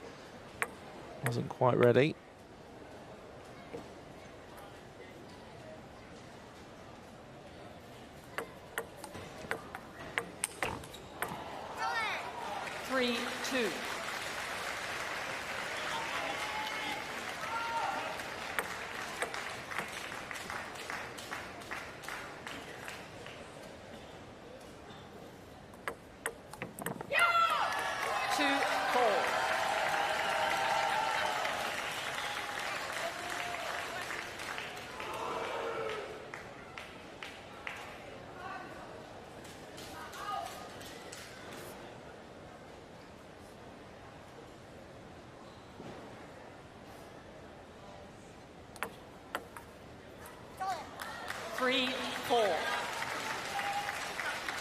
About a rally of 10 shots just to match that in game one.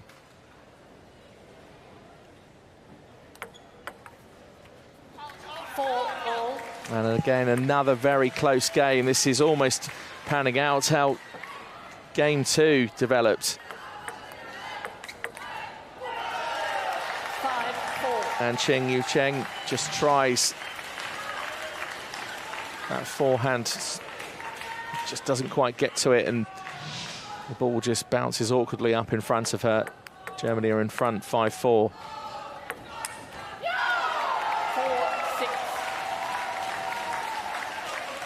And Hung Wenyong just misses the edge of the table.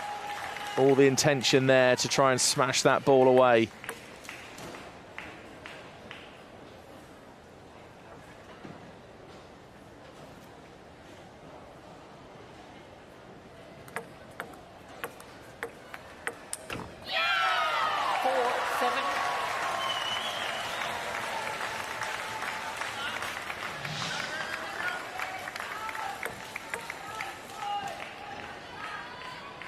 Seeing it back on the slow motion, it looked and sounded like the ball had clipped the edge of the table, but it was just clipping the rackets instead of the German team.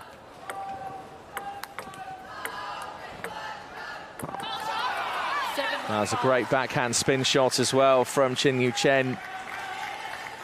Just leapt into the middle of the table. Quite a high-rise ball as well. Managed to get so much spin on it, considering the split second of thinking that she had. And that's a valuable point back against the Germans. Germany 7. She can't handle it. That's just too much from Stephanie Glebe. So China now within one.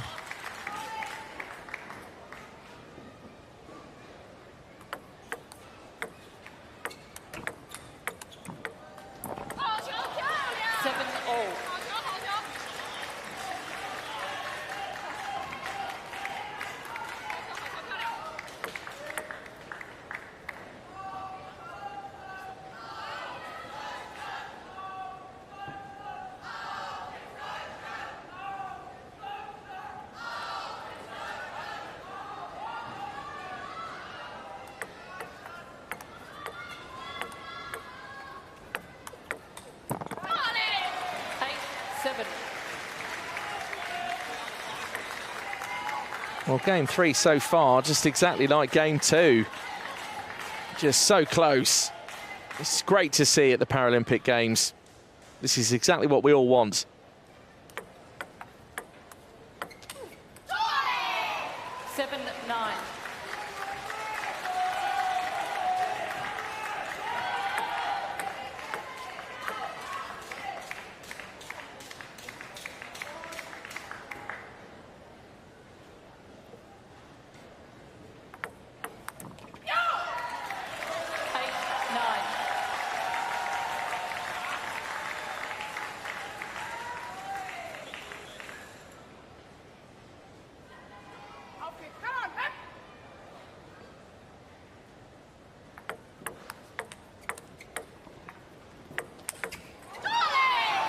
What a terrific shot from Hung Wenyong, just really got over that one.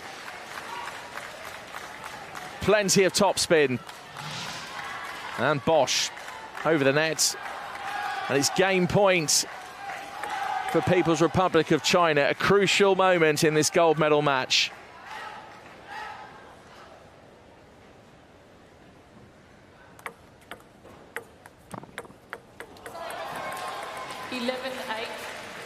Game China. And People's Republic of China have taken that third game. They now go 2-1 in front.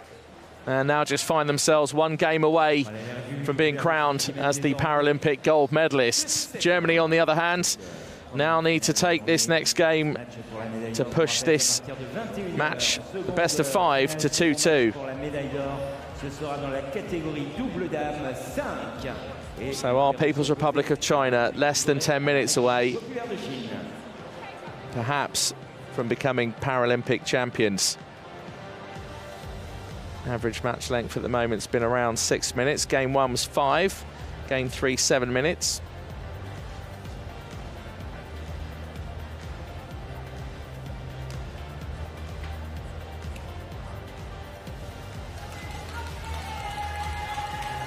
The biggest lead in this match so far has actually been 7-3, and that was China to Germany. Otherwise, those last 2 games just been so close. Game 1 finished to People's Republic of China 11 points to 4. The Germans then won the second 11-9, and China won the third 11 points to 8.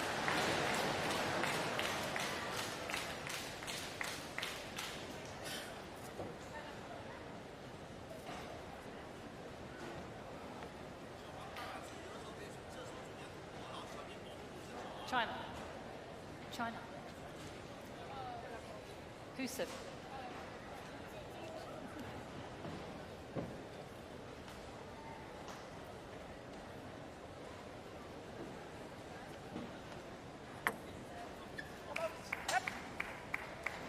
So the match ball arrives from the umpire to the table. Level.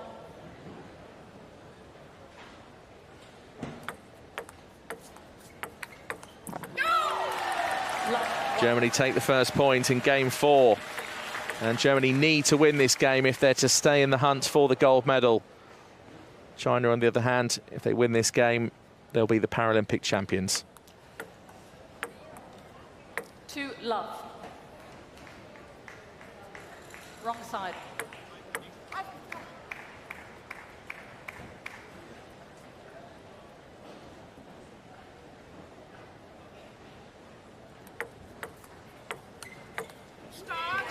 Great bit of spin from Stephanie Grieb, and a really strong forehand as well. Huang Wenyong just looks in disbelief. So what happened there? Oh, a world-class shot came your way.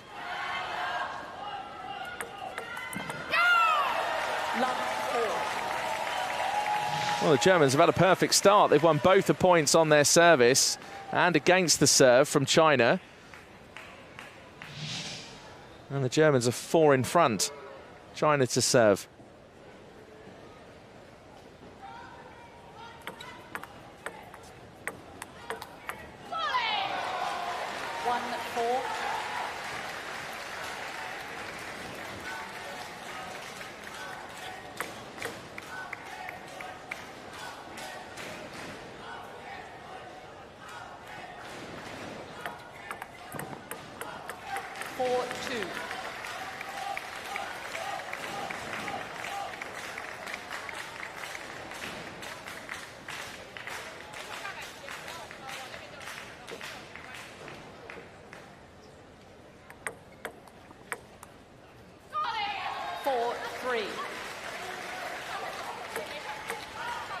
Just too long, that last shot. 4-3. Once again, another tight game. Timeout. And timeout has been called by the German coach.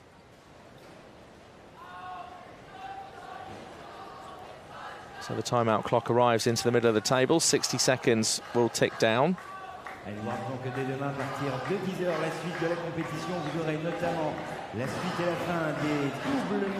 People's Republic of China 2 games in front. We have 2, Germany have 1, which means Germany need to win this game in order to level it 2-2 and stay in the hunt for the gold medal. China win this game, and it's all over, and People's Republic of China will be the Paralympic champions.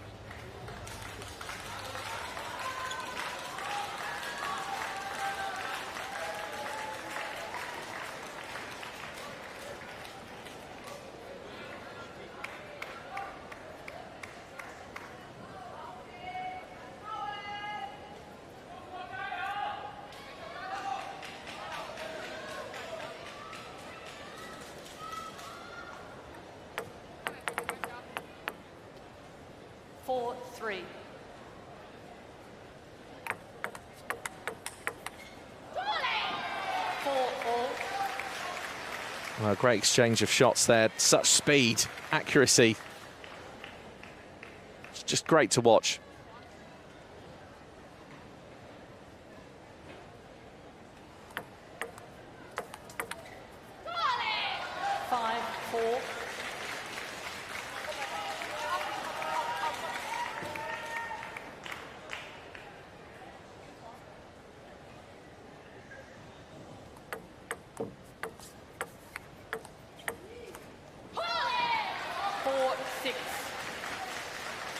China have gone 2 points in front. First team to get to 11 points with at least a 2-point winning margin will win the game.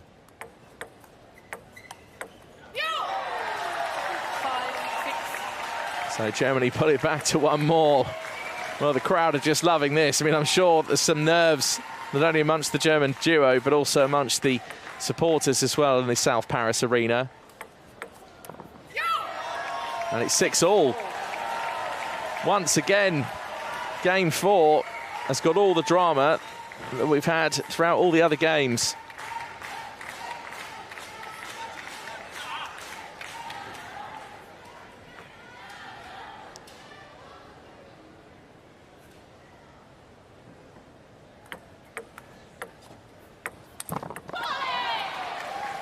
And Julianne Wolf just clobbers the net. And China have the advantage again, 7 points to 6.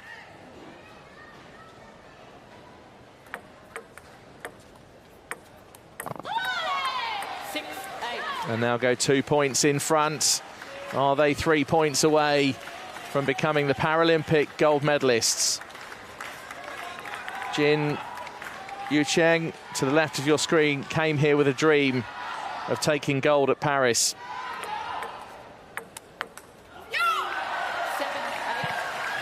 But one thing's for sure, Stephanie Grebe and Julianne Wolf, so many medals between them.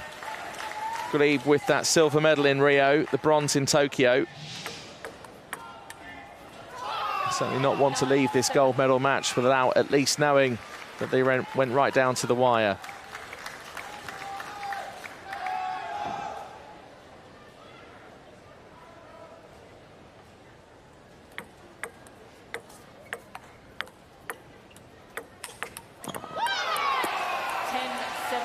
And what a shot from Huang Wenyong. Just when it mattered, it's given them the match point.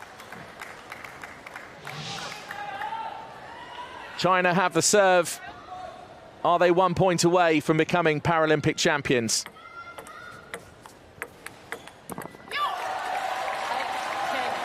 And Qin Yucheng has hit the net. It's the second gold medal point.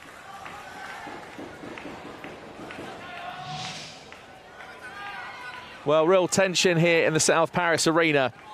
Germany cannot afford to make any more mistakes, and a timeout has been called, and that's no surprise at all. So People's Republic of China this time with the timeout. And not only just to give some encouragement to both athletes, but also to disrupt the rhythm of any German advantage, trying to level this game out at 10-10.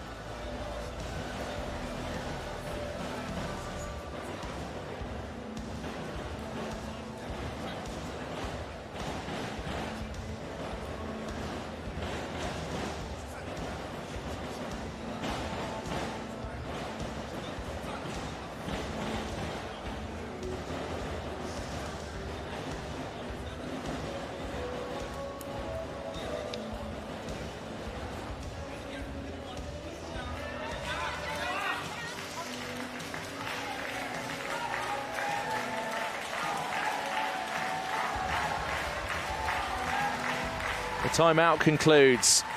The game resumes. And is this the moment that Huang Wenyong and Chen Yucheng, both 19 and 16 years old respectively, of People's Republic of China, they're 1 point away 8-10. from becoming Paralympic champions. Meanwhile, Germany trying to now win their next 2 service points. And it's all over. People's Republic of China have got there. That's all it took. 1 German serve, 1 return. And Huang Wenyong and Chen Yucheng are the Paralympic champions. They are the gold medalists. They've done it, they've got there. And the flags are waved. And the applause just rings round the South Paris Arena. And the Chinese team congratulating not only each other, but also the Germans. And Stephanie Grebe and Julianne Wolf really pushed these two right to the end. Games 2, 3 and 4 particularly, all very, very close. And what a moment. The Paralympic champions, both athletes under 20 years old. Meanwhile, for Stephanie Grebe at 36, likewise Julianne Wolf, it's a silver medal. What an achievement from the German duo. Let's not forget that, sure. These are the Paralympic champions, but Germany have a silver. Well, celebrations, massive smiles, waves all around the arena. And People's Republic of China, in a sport that's so synonymous with their country, have got the gold medal, and they are Paralympic champions in para table tennis.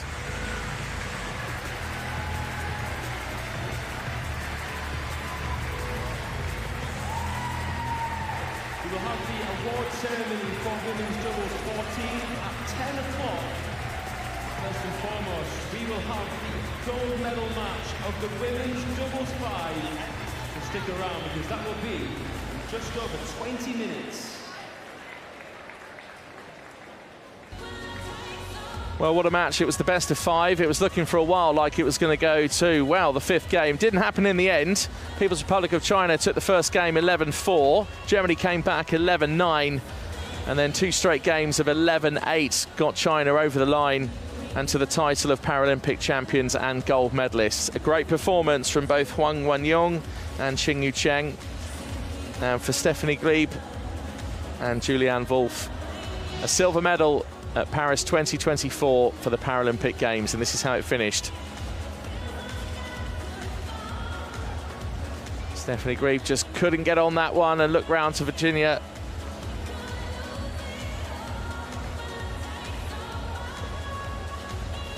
And that was the victorious moment. Huang Wenyong and Chen Yucheng, Paralympic champions, gold medalists, and what a moment.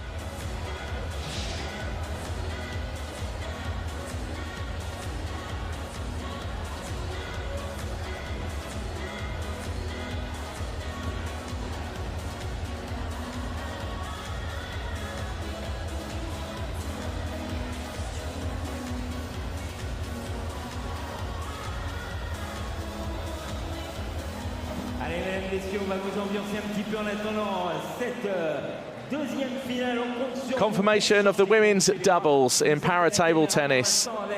Huang Wenyong and Chen Yucheng, the gold medalists in that gold medal match against Germany.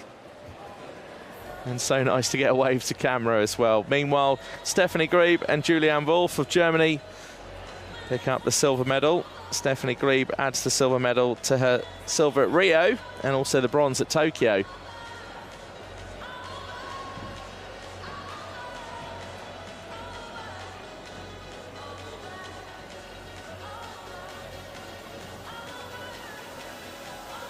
Allez, le public de l'Arena Paris Sud, je vous entends taper dans les mains.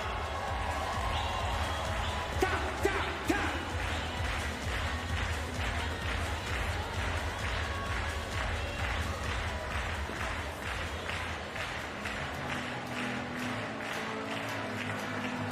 Allez, on va pouvoir chanter tous ensemble.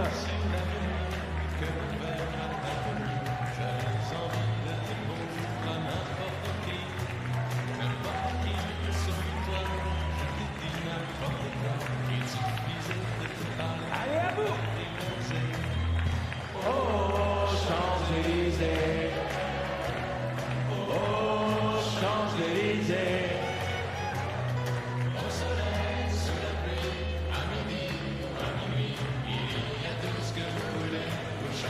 Et vous avez les paroles à l'écran, alors on compte sur vous.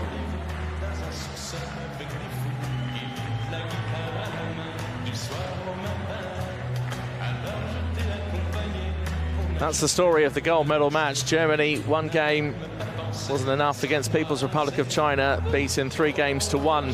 Just look at the biggest lead, 7-4. Shows you how close it was. The longest rally, only 10 strokes as well.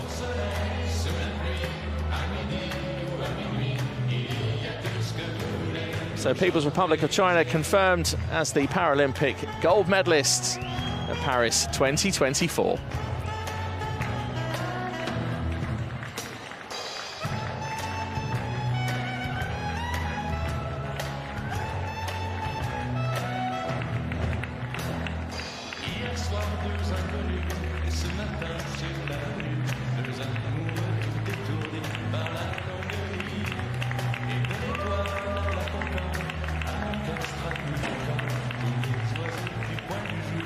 C'est le moment de tout donner.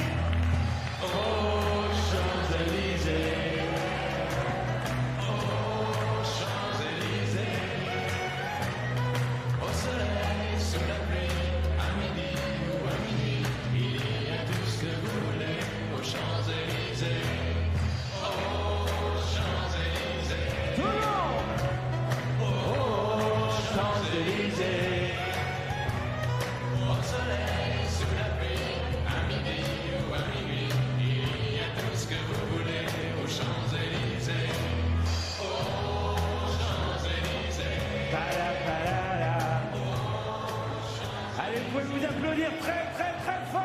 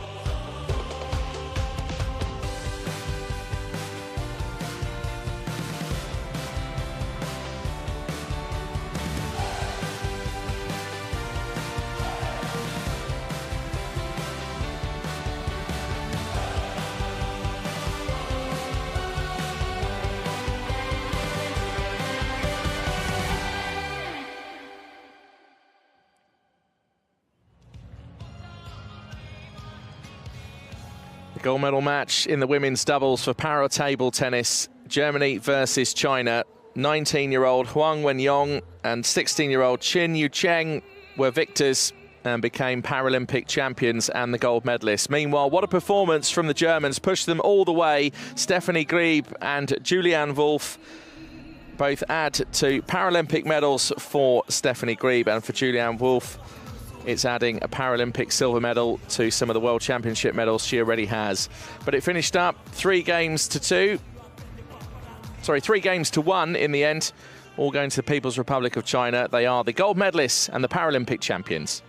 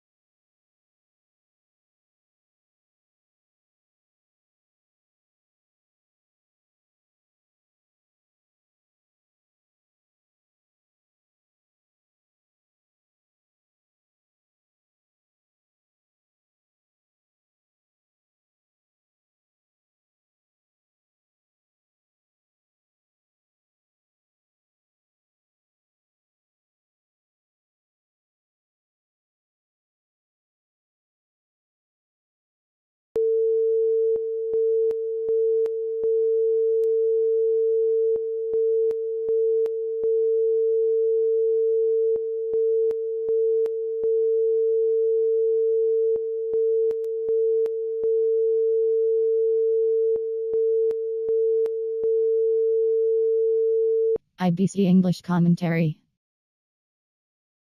Stereo mix left, stereo mix right.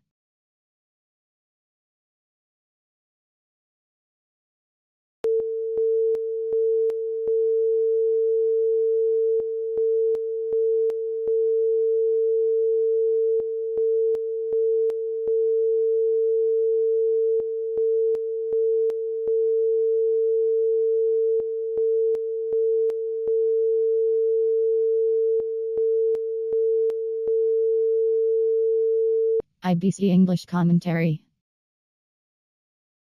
Stereo mix left, stereo mix right.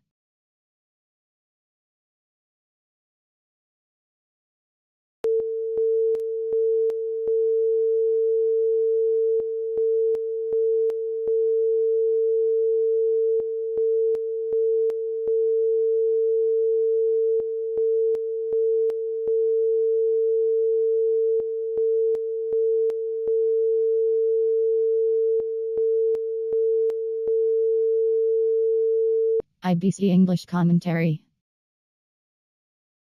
Stereo mix left, stereo mix right.